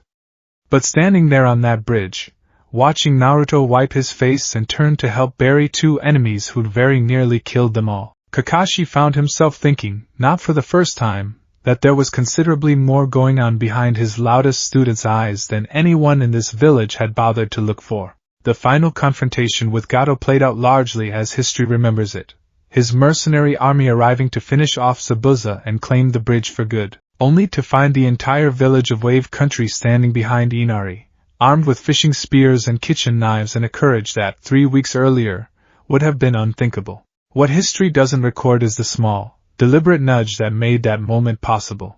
2 nights before the final battle, Naruto had quietly arranged, through a conversation with Tazuna that looked, on the surface, like nothing more than a tired kid asking an old man about his hopes for the village, for a specific piece of information to reach exactly the right ears. The approximate size of Gato's remaining forces, considerably smaller than the village's fear-inflated estimates, thanks to the casualties Zabuza's rampage on the bridge had already inflicted. That number, once it started circulating through the village's fishing community, changed the entire calculus of the coming fight. Fear, Naruto had learned years ago studying Konoha's own political ecosystem, thrives on uncertainty. Give people an accurate picture of the actual odds, even odds that are still frightening, still dangerous, and courage becomes a far more achievable thing than it is against an unknown, unlimited threat. By the time Gato's remaining mercenaries reached the bridge, they found themselves facing not a handful of desperate stragglers, but an entire community that had, in the space of 2 days, quietly convinced itself that victory was actually possible. Naruto watched the standoff from the front lines, Rasengan, still new, still difficult, but growing more reliable by the day, humming in his palm, and felt something he rarely allowed himself to feel in full, genuine, uncomplicated pride. Not in his own maneuvering, not in the careful architecture of information he'd quietly assembled to help engineer this outcome, but in the village itself, in Inari, standing at the front of that crowd instead of hiding behind it. In an entire community choosing together to stop being afraid. Some victories, he thought, watching Gato's mercenaries falter and finally break in the face of overwhelming, unified resistance, were worth every hour spent orchestrating them from the shadows, precisely because the people who won them never had to know how much invisible architecture it took to give them the chance. The mission ended, as these missions always do, with celebration, with a bridge named in Naruto's honor, with promises to visit and tearful goodbyes that were, for once, entirely uncomplicated by anything Naruto had engineered. But on the walk back to Konoha, mind still processing everything the mission had uncovered, Naruto found himself turning over that shipping manifest again and again. The shell company, the layered ownership structure, the unmistakable financial thread connecting Gato's blood money to the same merchant network he'd already flagged as a potential funding source for Danzo's route operations. 2 separate investigations, started years and hundreds of miles apart, had just collided into a single, deeply uncomfortable conclusion. The shadow organization operating beneath his own village's government was, at least in part, financed by the same kind of ruthless economic exploitation that had nearly starved an entire island nation to death. That meant Danzo wasn't merely a political rival to be carefully managed and contained. He was connected to something considerably larger, considerably darker, and considerably better funded than Naruto had previously understood. Walking half a step behind Sakura and Sasuke, listening to them bicker about something trivial, Naruto allowed himself exactly 4 seconds to feel the full weight of that realization settle into his chest. Then he buried it, the way he buried everything, behind a wide, easy grin, and jogged forward to complain loudly about being hungry. He had a lot of thinking to do before they reached Konoha's gates. And somewhere back in the village, in an office he never actually located, Naruto suspected, correctly, though he wouldn't have proof for months yet, that a man with a bandaged arm and a single cold eye was, at that very moment, reviewing a very different set of financial records, and slowly beginning to notice the exact same connection Naruto had just found from the opposite direction. The game, whatever it actually was, had just gotten considerably bigger than either of them had planned for. Here's something the anime never tells you: the timing of the Chunin exams is not fixed. It's a bureaucratic decision, made months in advance, coordinated between the 5 great shinobi nations through a rotating administrative process that determines which village hosts, which villages attend, and, critically for our purposes, exactly when the exam takes place relative to other political events unfolding that season. 3 weeks after Team 7 returned from the Land of Waves, Naruto had already decided he needed the upcoming Chunin exams moved earlier on the calendar. Not by much. 6 weeks, maybe 8. Just enough to compress a timeline that, left unchecked, would put several of his ongoing investigations on a collision course with events he was not yet prepared to manage. Here's the logic, laid out the way Naruto laid it out for himself, alone, staring at the ceiling of his apartment at 2 in the morning with a mental map of Konoha's bureaucracy spread out behind his eyes like a battlefield.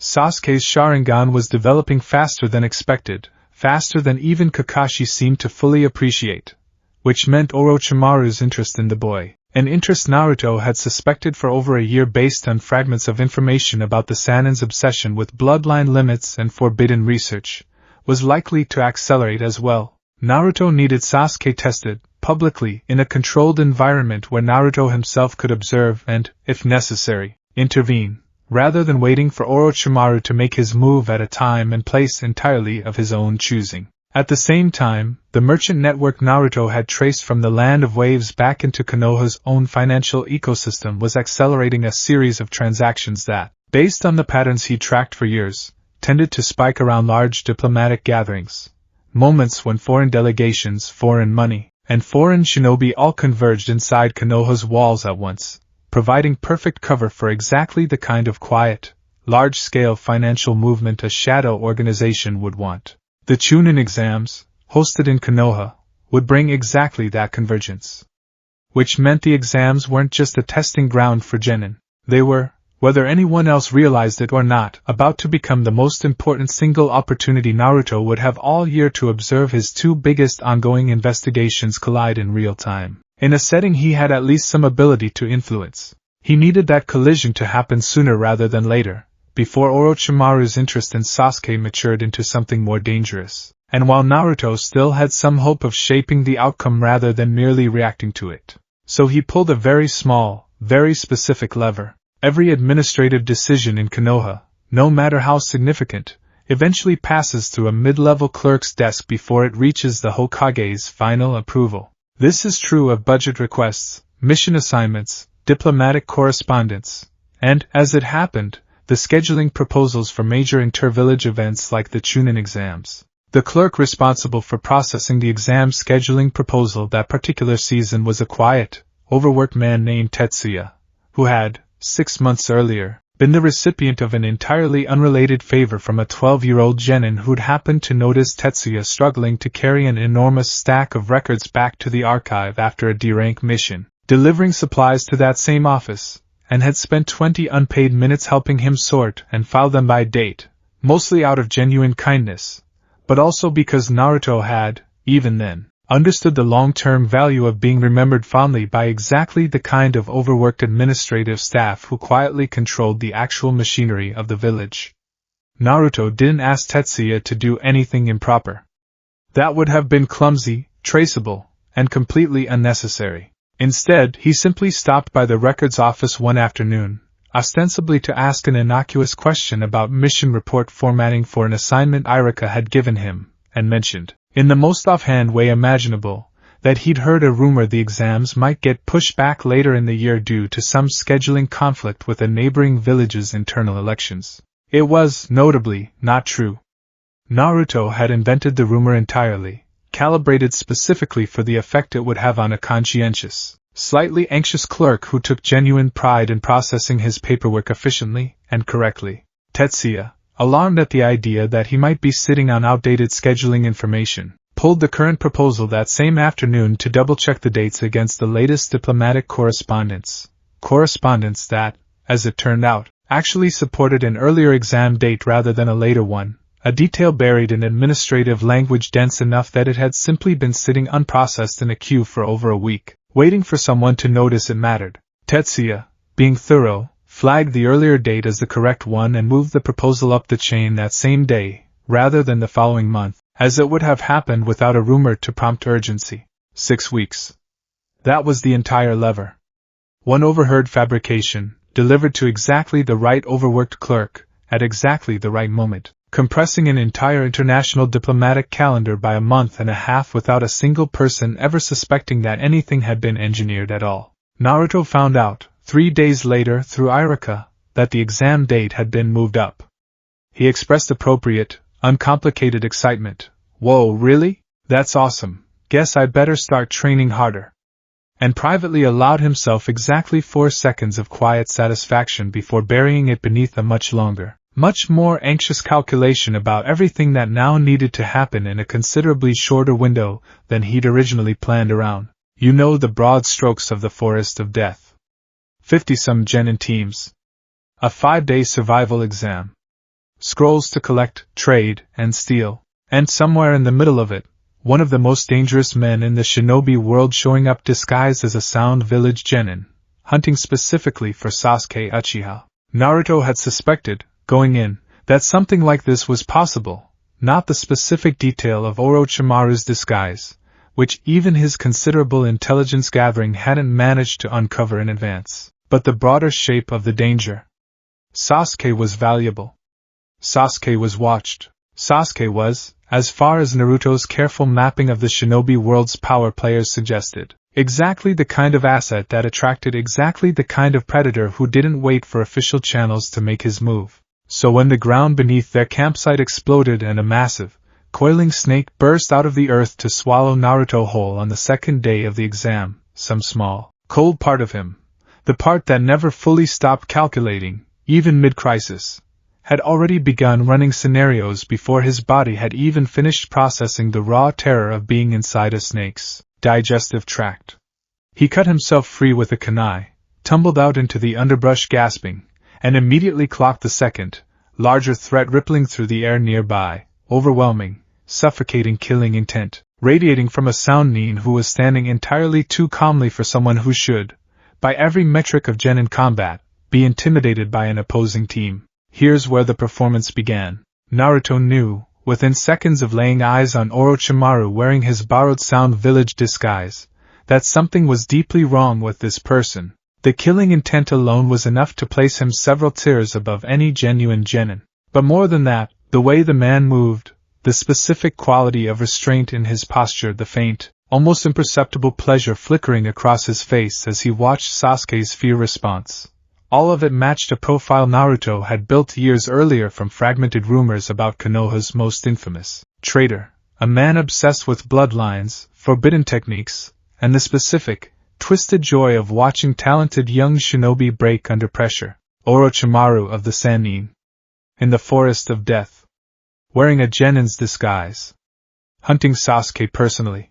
This was, by an enormous margin, the single most dangerous situation Naruto had ever found himself standing in the middle of, and he had approximately 4 seconds to decide how to survive it without revealing anything close to how much he understood.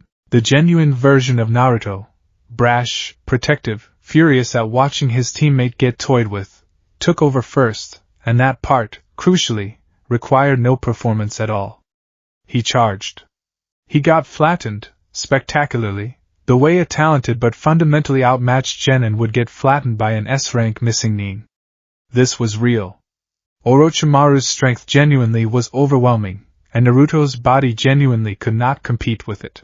But underneath the real fear, real pain, and real desperate scramble to protect his team, a second calculation ran quietly in parallel. How much information could he extract from this encounter, and how little could he reveal in return? Given that he was now standing 3 feet away from a man whose entire skill set was built around reading and exploiting exactly the kind of hidden potential Naruto had spent 5 years concealing.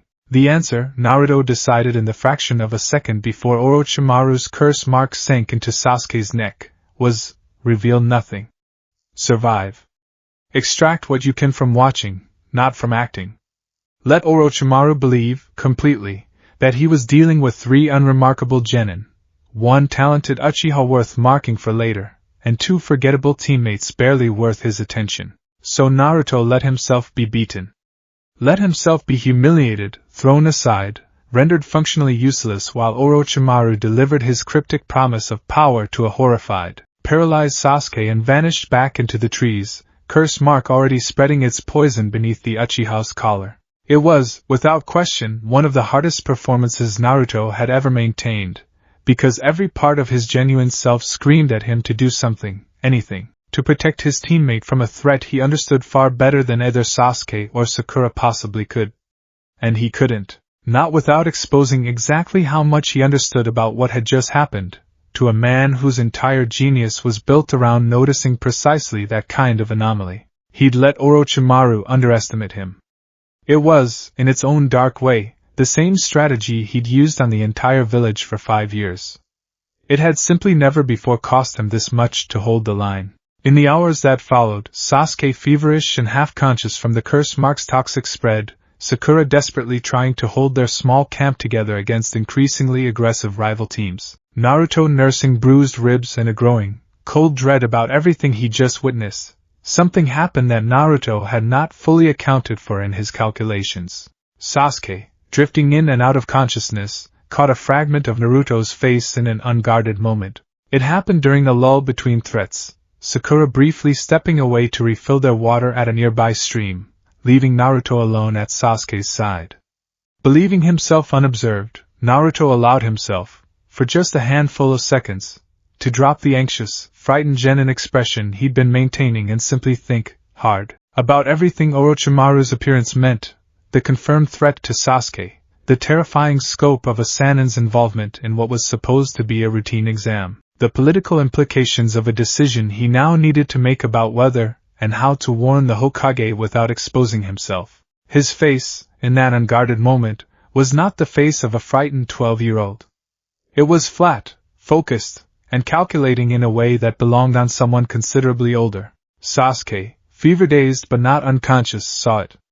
Just for a second, before Naruto noticed a shift in his teammate's breathing and instantly, seamlessly, reset his expression back into the appropriate register of worried concern. "You okay?" Naruto asked, voice pitched exactly right, hand hovering over Sasuke's forehead to check for fever. "You're burning up, just hang in there, okay?" "Sakura's getting water." Sasuke said nothing. Didn't have the strength to say much of anything, curse mark still radiating waves of nauseating heat through his body. But he filed the moment away, the same way he'd filed away the strange quiet efficiency Naruto had displayed after the meeting with Danzo weeks earlier. Another small, strange data point in a pattern Sasuke didn't yet have enough information to fully name, but was, slowly, unmistakably, beginning to notice. It would be nearly a year before that pattern crystallized into a direct question. But the seed, planted in a fevered half-second in the forest of death, had already taken root. The preliminary rounds that followed, after the surviving teams converged at the tower, after the chaos of scroll collecting settled into the more formal structure of one-on-one elimination matches, presented Naruto with a fresh calculation entirely separate from the Orochimaru problem. He needed to advance. Failing to advance would draw exactly the wrong kind of attention from Kakashi, from Iruka, from anyone tracking his development as a shinobi, all of whom would find it deeply strange for a genin who'd survived a direct encounter with Orochimaru himself to then lose a straightforward one-on-one match against a considerably less dangerous opponent. But advancing too impressively carried its own risk. Naruto had already burned through one uncomfortably close call with Danzo's attention. A dramatically overpowered performance in front of dozens of witnesses, foreign shinobi delegations, Konoha's own Jonin Corps, and quite possibly, whatever remained of Orochimaru's network still embedded in the exam structure, was exactly the kind of visible, undeniable data point that could accelerate every dangerous conversation currently circling him. His opponent, drawn by the exam's randomized matching, turned out to be a sound nin genin named King Utadosu, later revealed to be one of Orochimaru's more competent subordinates, wielding a modified sound-based weapon strapped to his arm. Naruto recognized, within the first several seconds of the match, That dose's technique operated primarily on precise vibration and disorientation rather than raw destructive power, which meant a straightforward, brute force approach, the kind that would look convincingly like an ordinary talented genin fighting past his limits, would actually be his most effective option, rather than something he needed to artificially throttle. He fought hard, fought messily, took real damage, and lost, decisively, but not humiliatingly, in a way that read as a scrappy underdog genin pushing a genuinely skilled opponent to their limit before finally running out of chakra and technique. It was, Naruto reflected afterward, nursing a fresh set of bruises in the tower's medical wing, precisely the outcome he wanted. Visible effort. Visible growth from his academy days. No outcome so impressive it demanded further scrutiny, and no outcome so poor it suggested he'd been holding back deliberately. The mask, recalibrated, held. Kakashi, watching from the stands, noted the loss with mild, expected disappointment, filed it away as consistent with everything else he knew about his student's abilities, and notably, did not add it to the growing collection of small, strange observations he'd begun keeping about Naruto since the bell test. For once, being unremarkable had worked exactly as intended. The month-long gap between the preliminary rounds and the final Chunin exam tournament gave every remaining competitor time to train, and Team 7 was no exception. Sasuke vanishing into intensive private training with Kakashi to manage the curse mark's dangerous influence, Sakura pursuing her own quieter development, and Naruto, publicly, embarking on a training trip that the village understood to be arranged through Ebisu before an unconventional detour landed him under Jiraiya's tutelage instead. That part of the story you already know reasonably well, the Toad summoning contract, Jiraiya's research on Rasengan, the slow, real bond forming between a lonely old Sannin and an equally lonely young Jinchuriki. What the official record doesn't capture is how much of that month Naruto spent not on physical training at all, but on quiet, careful study of Jiraiya himself, because Jiraiya represented something Naruto had never before had reliable access to, a direct, trusted informational pipeline into the workings of Konoha's intelligence network, the broader shinobi world beyond the Land of Fire's borders, and crucially, decades of first-hand history regarding a former teammate named Orochimaru. Naruto didn't extract this information through manipulation, not exactly, or at least, not in the same cold, calculated way he managed most of his other relationships. His affection for Jiraiya, like his affection for Irika, was genuine, warm, and grew more real with every week they spent together. But genuine affection and careful information gathering were never mutually exclusive in Naruto's world, and over the course of that month, through late-night conversations around campfires, through Jiraiya's occasional unguarded reminiscing about his old team and the friend who'd become Konoha's greatest traitor, Naruto assembled a far more complete picture of Orochimaru's history, motivations, and likely next moves than any 12-year-old genin had any business possessing. He learned about Orochimaru's obsession with immortality, with forbidden jutsu, with the pursuit of ultimate knowledge and power at any moral cost. He learned about the specific circumstances of Orochimaru's exile from the village, details that connected, in ways Jiraiya himself likely never fully appreciated, to fragments of Naruto's own investigation into Danzo's shadow operations, since both men, it turned out, had built parts of their respective power on the exact same foundation of forbidden, ethically catastrophic research that Konoha's official history preferred to leave unexamined.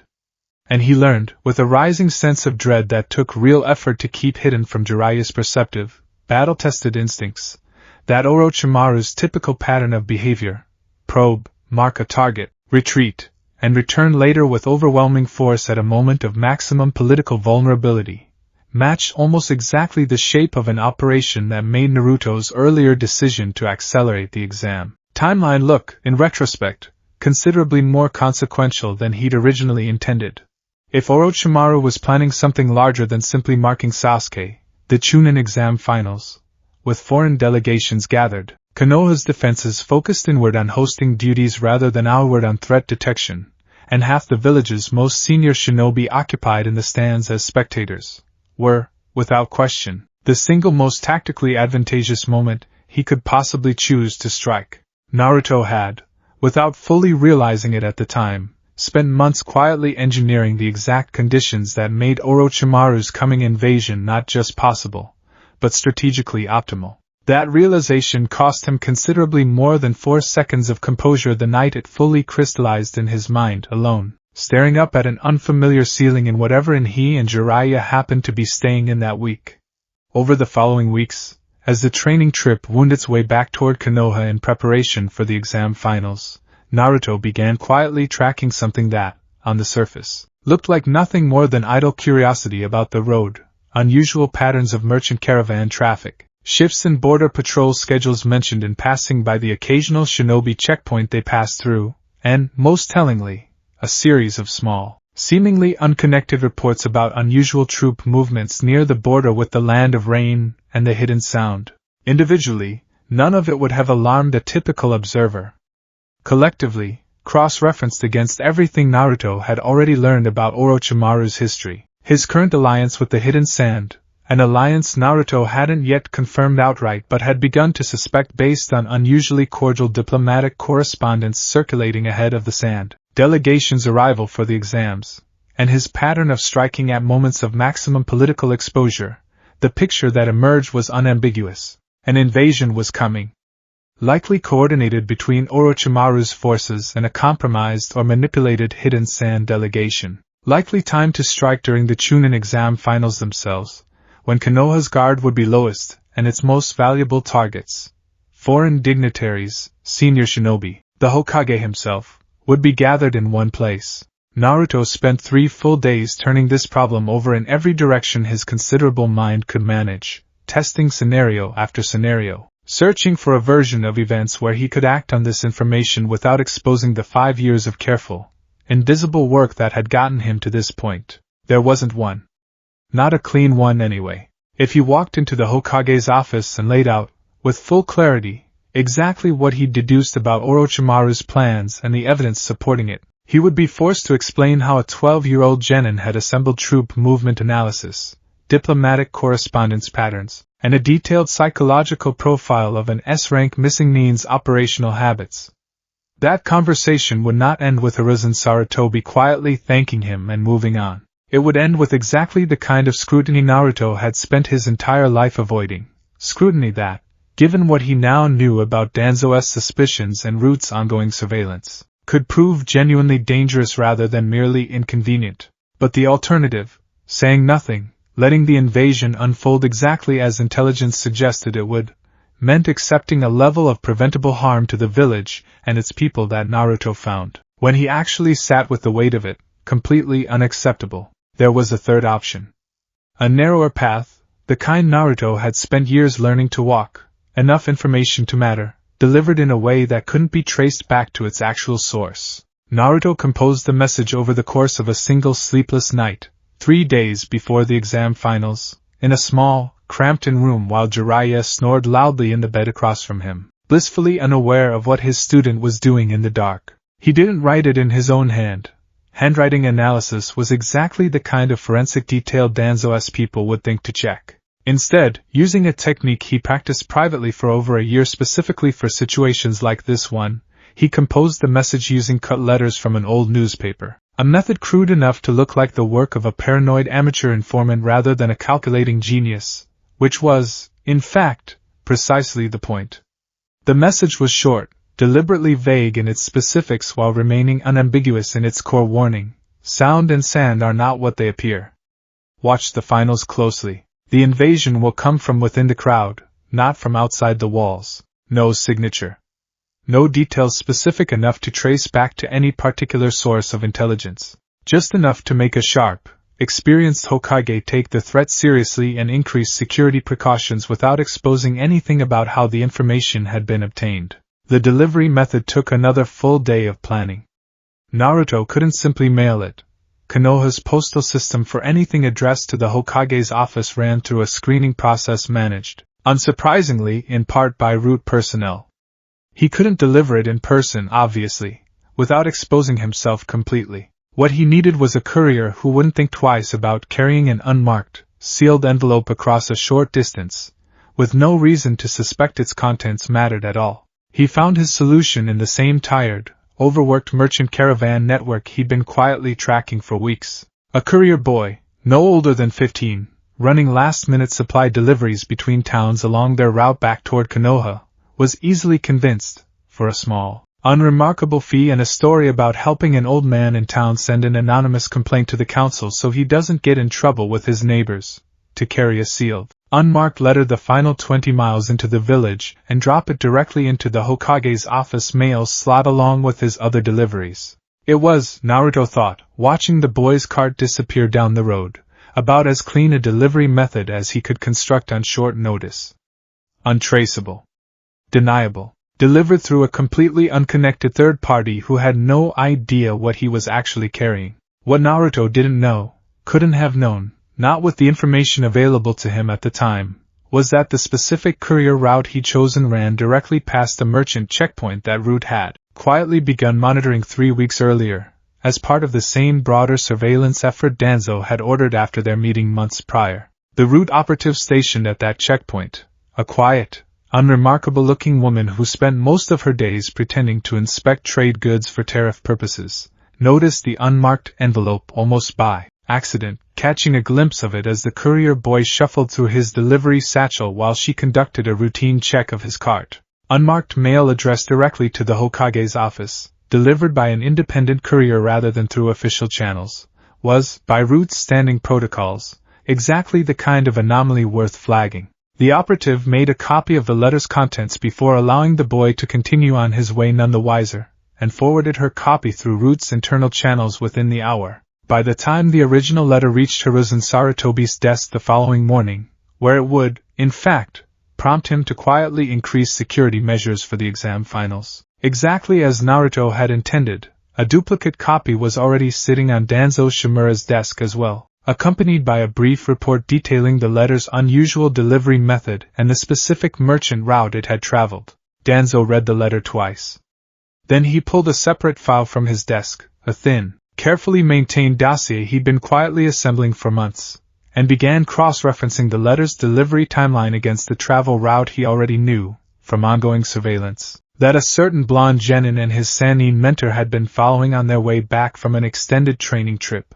The match was not exact. Danzo couldn't prove, with the evidence in front of him, that Naruto Uzumaki had written this letter. The handwriting was disguised, the delivery method deliberately untraceable, the timing merely suggestive rather than conclusive. But suggestive, for a man who had spent decades building an empire on pattern recognition and calculated risk assessment, was more than enough. Danzo sat alone in his office long after the rest of the building had gone quiet, turning the letter over in his hands, weighing a decision that had been building for months now, ever since that first strange, unsettling meeting in a bare wooden room. If Naruto Uzumaki truly had assembled enough independent intelligence to predict an invasion this specific, this accurate, weeks before it occurred, using resources and analytical capability that dwarfed most of Route's own trained operatives, then the boy was no longer merely an interesting curiosity to be monitored from a comfortable distance. He was, quite possibly, the single most valuable strategic asset currently operating inside Konoha's walls. Untrained. Unaffiliated. And worse, from Danzo's perspective, completely unaligned with any authority Danzo could currently claim to control. That was, Danzo decided, setting the letter down at last and reaching for a fresh sheet of paper to draft new instructions, a situation that could not be allowed to continue indefinitely. He would wait. Watch the exam finals unfold exactly as the letter predicted, confirm beyond any remaining doubt the source and scope of what this boy was truly capable of. And then, when the moment was right, when Konoha's political landscape had inevitably been reshaped by whatever chaos the coming invasion left in its wake, Danzo Shimura intended to make Uzumaki Naruto an offer considerably harder to refuse than the one he'd extended months earlier. One way or another, the boy's shadow game was about to collide, directly and unavoidably, with his own, somewhere along the final stretch of road back to Konoha, blissfully unaware that his carefully deniable warning had just landed on exactly the desk he'd spent 5 years trying to stay hidden from. Naruto Uzumaki walked a half-step behind Jiraiya, mentally reviewing his preparations for the exam finals, satisfied that he'd done everything within his power to protect a village that would never know how close it had come to catastrophe, or how much closer it was about to get. 4 seconds of quiet relief, and then back to work. He had a tournament to fight in, a friend's curse mark to worry about, and, though he didn't know it yet, a Sand Kunoichi's brother waiting in the wings to become one of the most important people he'd ever meet. The invasion was 3 days away. And for the first time in 5 years of careful, invisible work, Naruto Uzumaki was about to discover exactly what it felt like when the shadows he'd spent his whole life hiding in started closing in from both directions at once. Alright. This is the chapter I've been warning you about since chapter 1.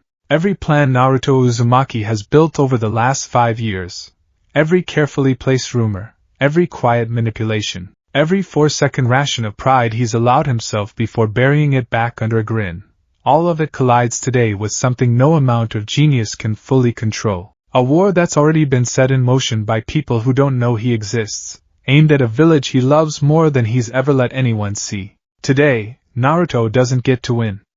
Today, he has to learn what it costs a genius to watch tragedy unfold exactly as predicted, and be powerless to stop the one outcome he needs most. If you're not subscribed yet, now's the time. This is the episode that changes everything that comes after it.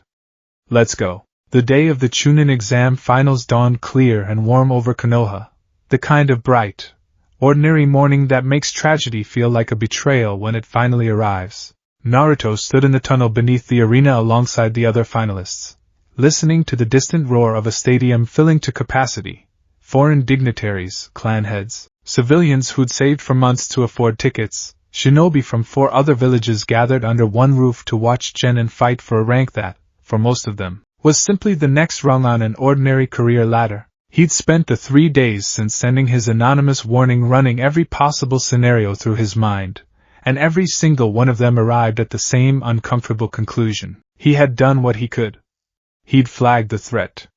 He'd nudged security precautions in the right direction through a channel he could plausibly deny having any connection to. Beyond that, there was nothing more he could do without exposing 5 years of careful, invisible work to a village that had already shown him, in small ways and large, exactly how it treated things it didn't understand.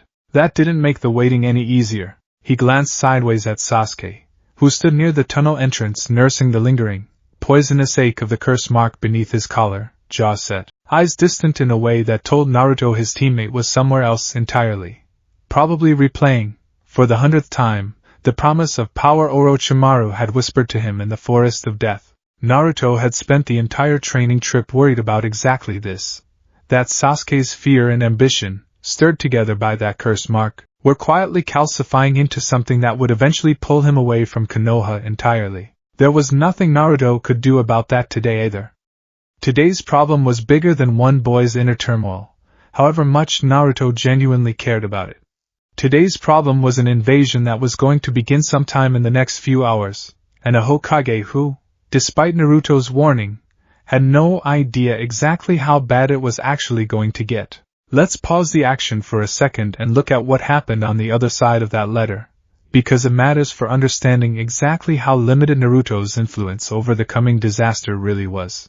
Hiruzen Sarutobi had received hundreds of anonymous tips over his decades as Hokage, most of them useless, some of them malicious, a handful genuinely valuable. He read Naruto's unsigned warning with the practiced skepticism of a man who'd learned not to overreact to every unverified rumor that crossed his desk, but also the deep, battle-tested instinct not to dismiss anything outright, particularly not something this specific.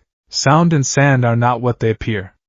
The invasion will come from within the crowd, not from outside the walls. He'd quietly increased security in the days that followed, additional ANBU stationed throughout the stadium, subtle reinforcement of the barrier seals around the arena's perimeter, a discreet review of the Sand delegation's credentials that turned up nothing definitively alarming but did nothing to fully ease his concern either. He'd even mentioned the letter, in passing, to his old teammates the Sannin, though Jiraiya, notably, had been traveling with Naruto at the time and hadn't yet returned to compare notes, and Tsunade was still years away from returning to the village at all. What Hiruzen had not done, could not do, given the vague, unsigned, unverifiable nature of the warning, was cancel the exam finals outright, or take the kind of drastic, publicly visible action that would have required exposing an entire foreign delegation to open accusation without a shred of concrete proof.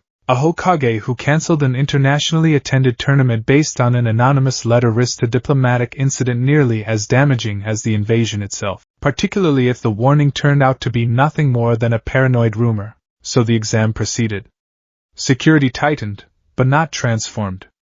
A village braced quietly for a threat it couldn't fully name, which was, in the end, exactly the outcome Naruto had calculated as the best realistic result of his limited, deniable intervention. It would help. It would not be enough.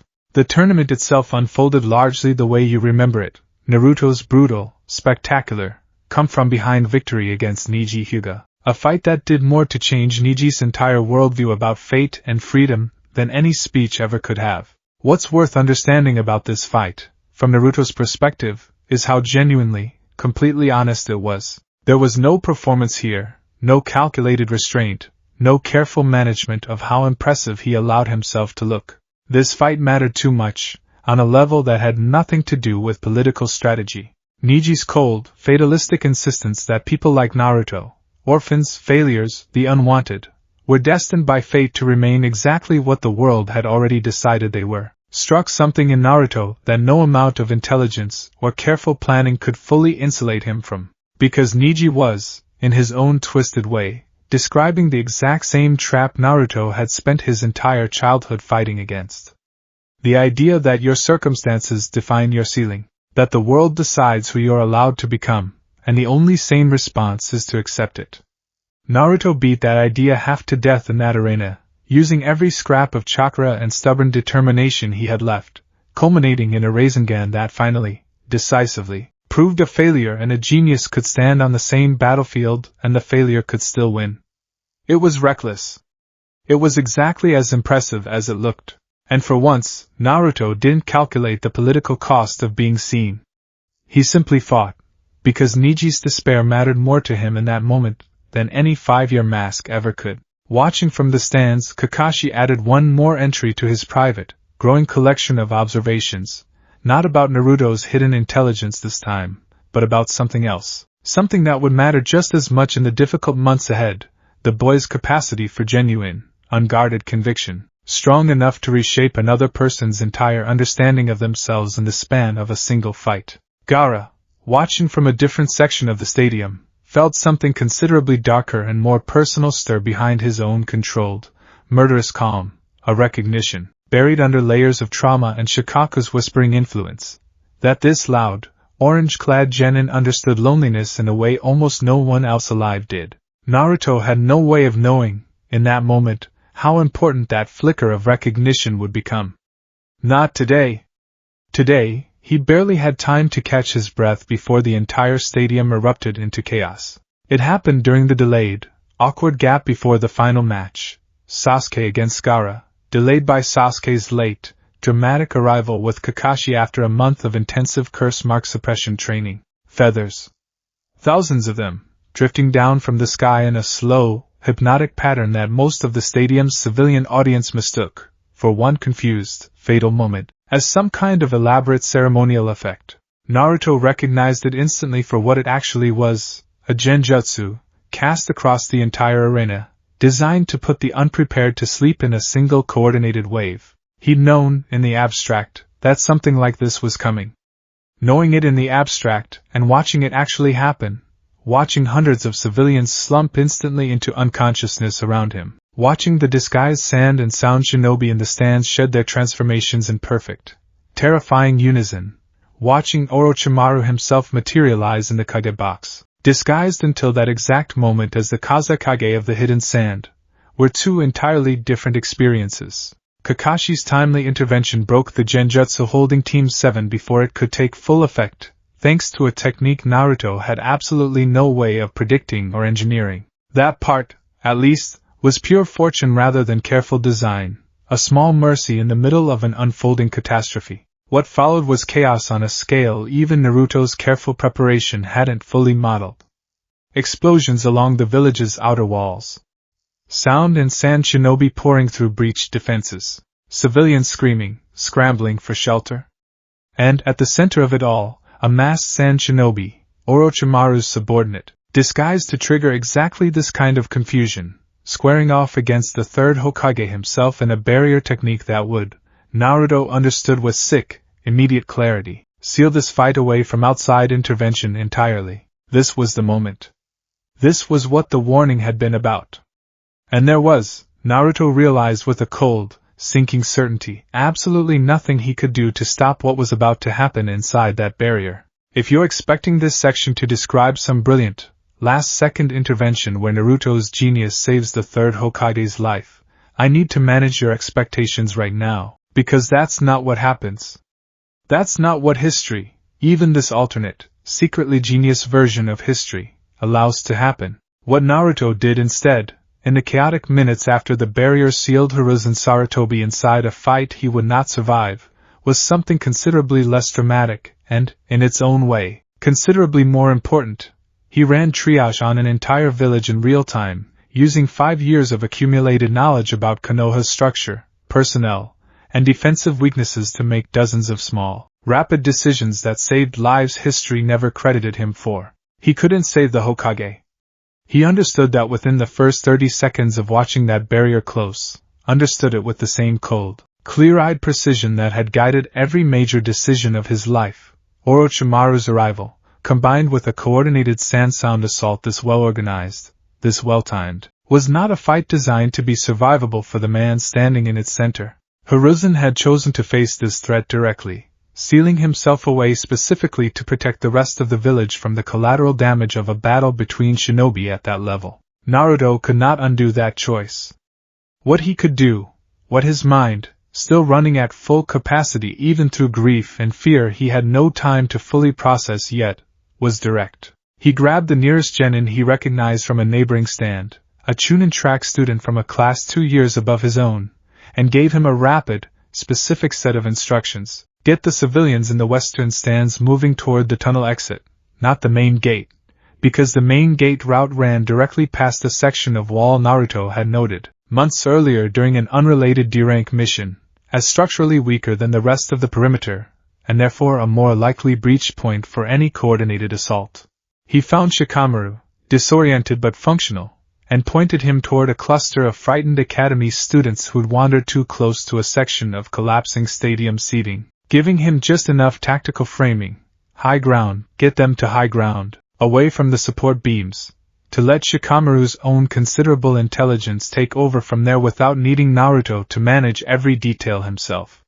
He redirected 2 younger genin who'd frozen in panic toward a side corridor he knew, from years of memorized village layouts, connected directly to one of the medical evacuation routes rather than the more obvious but more exposed main stadium exit. None of it was flashy. None of it involved a single dramatic technique, or a moment that would end up in any official record of the invasion. It was logistics. Tria, the unglamorous, invisible work of a mind that had spent years learning exactly how Konoha's physical and administrative infrastructure actually functioned, deployed now in the service of getting as many frightened, ordinary people as possible away from danger in the middle of a battle he had no ability to influence directly. Later historical accounts of the invasion would credit quick-thinking Chunin, calm Jonin leadership, and simple good fortune for the relatively low civilian casualty count in the stadium district, given the scale of the assault. Nobody would ever know that a disproportionate number of those small, life-saving decisions traced back, in one degree of separation or another, to a panicked-looking 12-year-old genin who happened to keep grabbing people by the shoulder and pointing them, with strange and specific confidence, in exactly the right direction, inside the barrier, in a fight that no one outside its boundaries could see or influence. The third Hokage faced down his own former student in what would become one of the most consequential single battles in the village's modern history. Naruto wasn't there for it. Nobody outside that barrier was. But in the years that followed, piecing together fragments from surviving witnesses, sealed reports he eventually gained access to, and his own careful reconstruction of the political aftermath, Naruto came to understand the shape of what had happened inside that dome of shifting purple chakra, and more importantly, came to understand something about the political calculation Hiruzen Sarutobi had made in his final moments that would haunt Naruto for a long time afterward. Hiruzen had known, going into that fight, that he likely would not survive it. Orochimaru's strength, combined with the specific, forbidden techniques he prepared for this confrontation gave him an advantage that even a Kage-level shinobi with decades of experience could not fully overcome. Hiruzen had chosen to fight anyway, not out of pride, and not out of a naive belief he could win outright, but because the alternative, letting Orochimaru walk free to continue threatening the village indefinitely, was unacceptable to a man who had spent his entire life protecting Konoha, whatever the cost to himself personally. In the final exchange, using a forbidden sealing technique that would cost him his own life alongside whatever it managed to take from his opponent, Hiruzen Sarutobi sacrificed himself to strip away Orochimaru's arms, his hands, his ability to form the seals necessary for ninjutsu, a devastating, crippling blow that would hamper the Sanin's capabilities for years to come, even as it failed to kill him outright.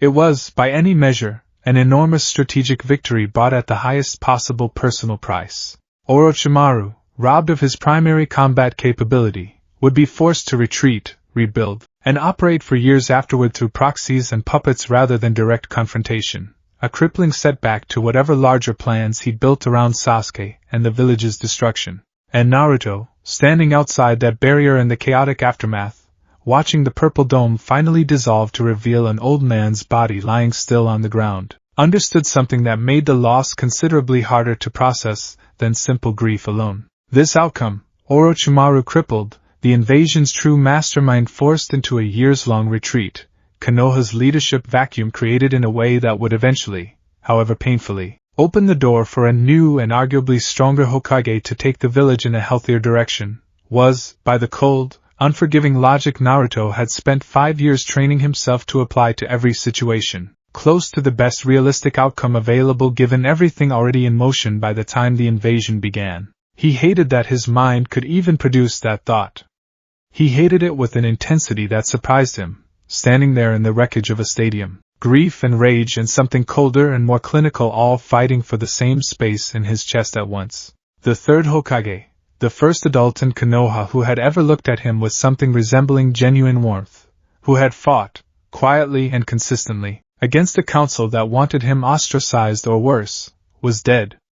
And some undeniable, inescapable part of Naruto's calculating mind had already filed that death under acceptable losses before he'd even had a chance to properly grieve it. That contradiction, between the boy who loved Hiruzen Sarutobi and the strategist who could not stop analyzing his death even as it happened, would sit uneasily in Naruto's chest for a very long time. While the village reeled in the immediate aftermath of the invasion, fires still smoldering along the outer wall, medical teams working through the night, a stunned, grieving population trying to process the loss of a leader many of them had known their entire lives. Danzo Shimura moved with the swift, practiced efficiency of a man who had spent decades preparing for exactly this kind of political vacuum. Root operatives, already stationed throughout the village under various covers, began quietly consolidating information and influence in the hours immediately following Hiruzen's death, not through any dramatic seizure of power, which would have been far too visible and far too risky for a man who understood better than almost anyone the value of operating from the shadows, but through the slow, careful accumulation of small administrative advantages that, stacked together, meaningfully shifted the balance of authority within the village's fractured leadership structure. Danzo positioned himself, over the following days, as the natural voice of stability and continuity on the civilian council, the elder statesman with decades of experience, uniquely positioned to help guide the village through an interim leadership crisis while a permanent successor to the Hokage was properly identified and confirmed. It was, on its surface, a reasonable, even admirable, offer of steady hands during a genuine emergency. Naruto, watching this unfold from the margins over the following week, attending Hiruzen's funeral alongside the rest of the village, then quietly resuming his careful habit of listening in corners, cross-referencing council meeting outcomes against everything he already knew about Danzo's influence network, recognized the maneuver almost immediately for what it actually was. This was the moment Danzo had been building toward for years. Not a violent coup, never anything so crude or so risky. A quiet, incremental, entirely legal consolidation of authority, dressed up as responsible crisis management, executed at precisely the moment the village's normal political immune system was weakest and least capable of resisting it. Naruto understood, with the same cold clarity that had guided every major decision of his life, That if this went unchecked, if Danzo was allowed to continue accumulating interim authority uncontested while the village searched for a permanent Hokage, the eventual successor, whoever it turned out to be, might inherit a village where the real levers of power had already, quietly, permanently shifted into Root's hands. He also understood, with equal clarity, that he had almost no legitimate tools available to stop it. He was 12 years old. A genin, publicly still the dead last student most of the village barely took seriously as a shinobi, let alone as a political actor capable of checking one of Konoha's most powerful and dangerous elder statesmen. He needed leverage he didn't currently have. He needed an ally with enough standing, enough legitimacy, and enough independence from Danzo's existing influence network to actually contest the emerging balance of power. There was, as it happened, exactly one person who fit that description, a person Naruto had already, unknowingly, spent the previous several weeks helping maneuver back toward the village, through a series of carefully engineered coincidences involving his own mentor's travel plans. But Tsunade of the Sannin was still weeks away from returning to Konoha. And Danzo, Naruto understood with growing unease, was not going to wait patiently for her arrival before making his next move. The summons came 4 days after Hiruzen's funeral, delivered this time not through Irika, but through a Root operative who found Naruto alone on a training ground at dusk, practicing chakra control exercises with the same dogged, unremarkable persistence he'd maintained in public for years. Lord Danzo requests your presence, the operative said, voice flat, expression concealed behind the same kind of featureless mask Naruto had come to associate with Root's more disciplined members. Now, there was no pretense of a request this time. No cover story about training opportunities. Whatever careful diplomatic distance Danzo had maintained during their first meeting had clearly been discarded in the wake of the invasion, a shift that told Naruto, before he'd even arrived at their destination, that this conversation was going to be considerably more direct than the last one. He found Danzo waiting in the same spare, plain room as before, though this time the old man's posture carried something Naruto hadn't seen in their first meeting, a kind of coiled, patient urgency. The demeanor of a man who understood that the political window he was currently operating in would not remain open indefinitely, and who intended to use every remaining day of it as efficiently as possible. Sit, Danzo said, and Naruto sat, dropping the exaggerated, boyish confusion of their first meeting in favor of something quieter, warier, not a full admission, but an acknowledgement that whatever remained of the earlier performance was no longer serving much purpose between them. The Hokage is dead, Danzo said, without preamble. The village stands at a crossroads it has not faced in decades. I have spent this past week observing, carefully, exactly how you have chosen to spend your own time in the aftermath. A pause, deliberate, waited. You did not spend it grieving in isolation, as a normal child might. You spent it watching council proceedings from unauthorized vantage points, cross-referencing administrative appointments, tracking, with considerable precision, exactly the same emerging political patterns my own organization has spent this week working to establish. There it was. No more ambiguity, no more circling. Danzo had been watching him watch the council, and had drawn, correctly, exactly the conclusion Naruto had spent 5 years trying to prevent anyone from reaching. I don't know what you think you saw, Naruto said, though even as the words left his mouth, he understood how thin they sounded now, how little weight the old deflection carried against a man who had clearly stopped pretending to entertain alternative explanations. I think, Danzo said, leaning forward slightly, his single visible eye fixed on Naruto with an intensity that felt, for the first time, almost hungry, that I am looking at a boy who understands, more clearly than most seated members of this village's council, exactly what is happening to Konoha's balance of power in the wake of Sarutobi's death. I think you have understood it for years, in fact, in ways that stretch back considerably further than this past week alone. He let that sit in the silence between them for a long moment before continuing, his voice dropping into something quieter, more deliberate, the tone, Naruto recognized with a chill, of a man who had rehearsed exactly this offer, waiting for exactly the right moment to deliver it. I am prepared to offer you a place within Root. Training that would develop your considerable natural gifts far beyond anything the standard academy curriculum could provide. Resources, protection from a council that would otherwise, eventually, come to see an uncontrolled variable of your capability as a threat to be neutralized rather than a resource to be cultivated. His gaze didn't waver, and, in exchange, discipline. Structure. A framework within which your considerable talents could be directed toward the genuine, lasting protection of this village, rather than scattered, however skillfully, across a decade of small, unstructured interventions that accomplish real good, but no lasting, sustainable change. Naruto sat with that offer for a long moment, feeling the full weight of what was actually being proposed settle into place. This wasn't simple recruitment. This was an invitation to formalize everything he'd already been doing instinctively for years, to trade the exhausting, isolating burden of managing his own shadow network entirely alone for the considerable resources and protection of Konoha's most powerful covert organization. It was, Naruto understood with a clarity that made his stomach turn, a genuinely tempting offer, on a level that frightened him more than almost anything else Danzo had said or done since their first meeting. He was tired.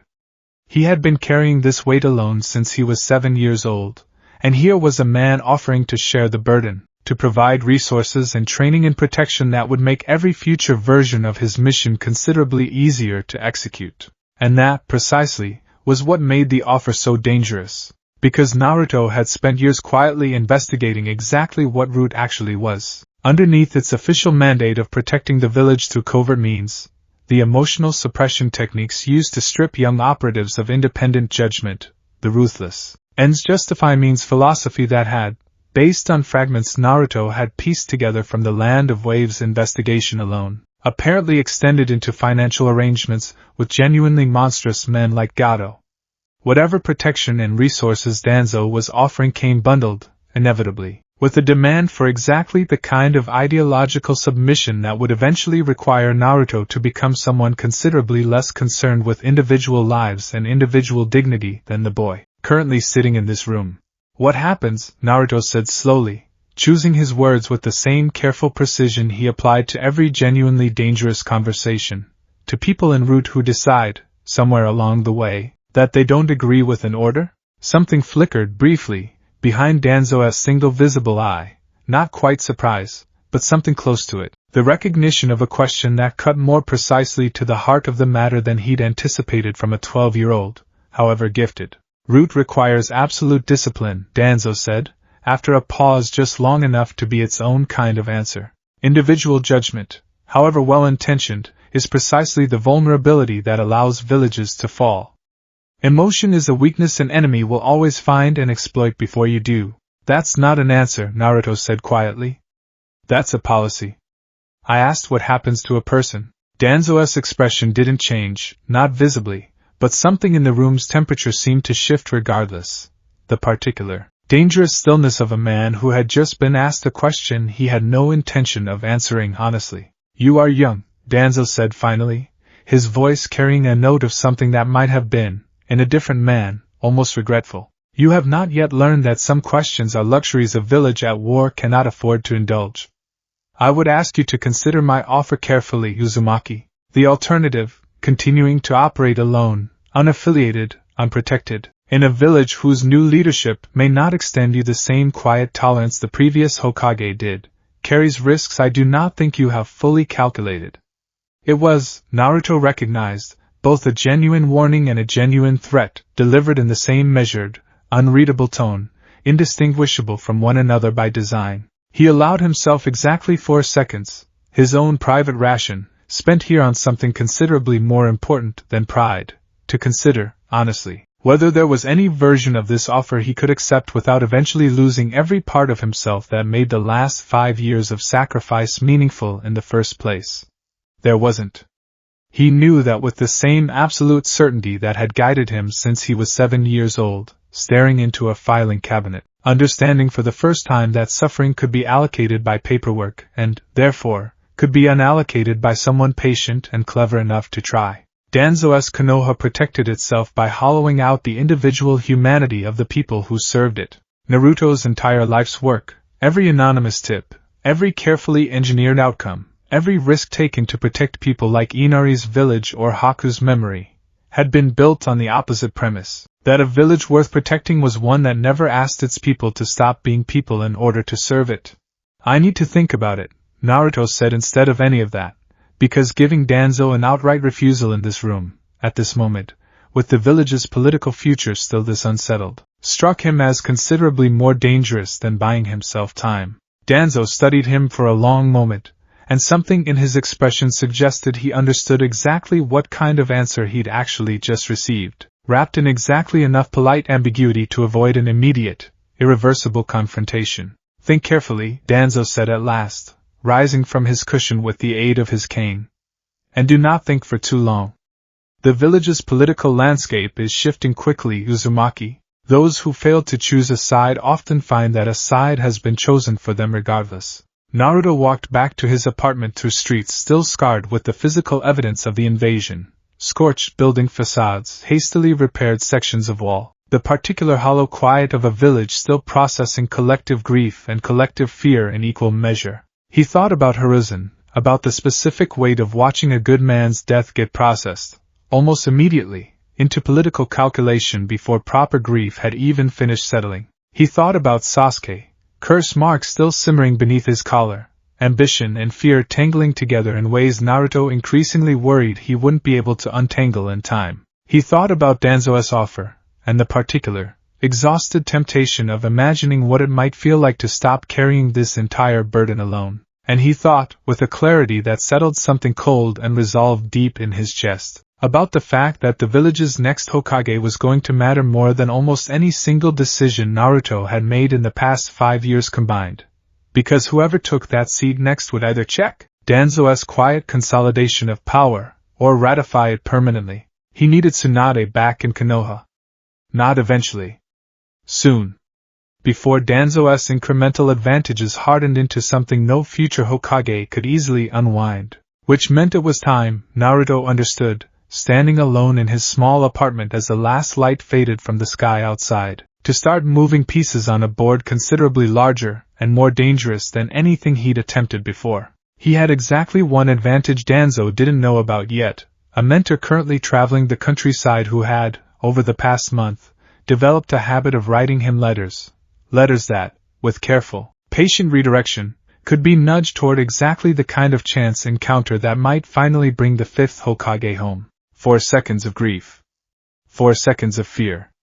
And then, because there was no other option that didn't end with Danzo's shadow permanently reshaping the village Naruto had spent his entire life trying to protect, he sat down at his small, cluttered desk, pulled out a sheet of paper, and began, carefully, to write.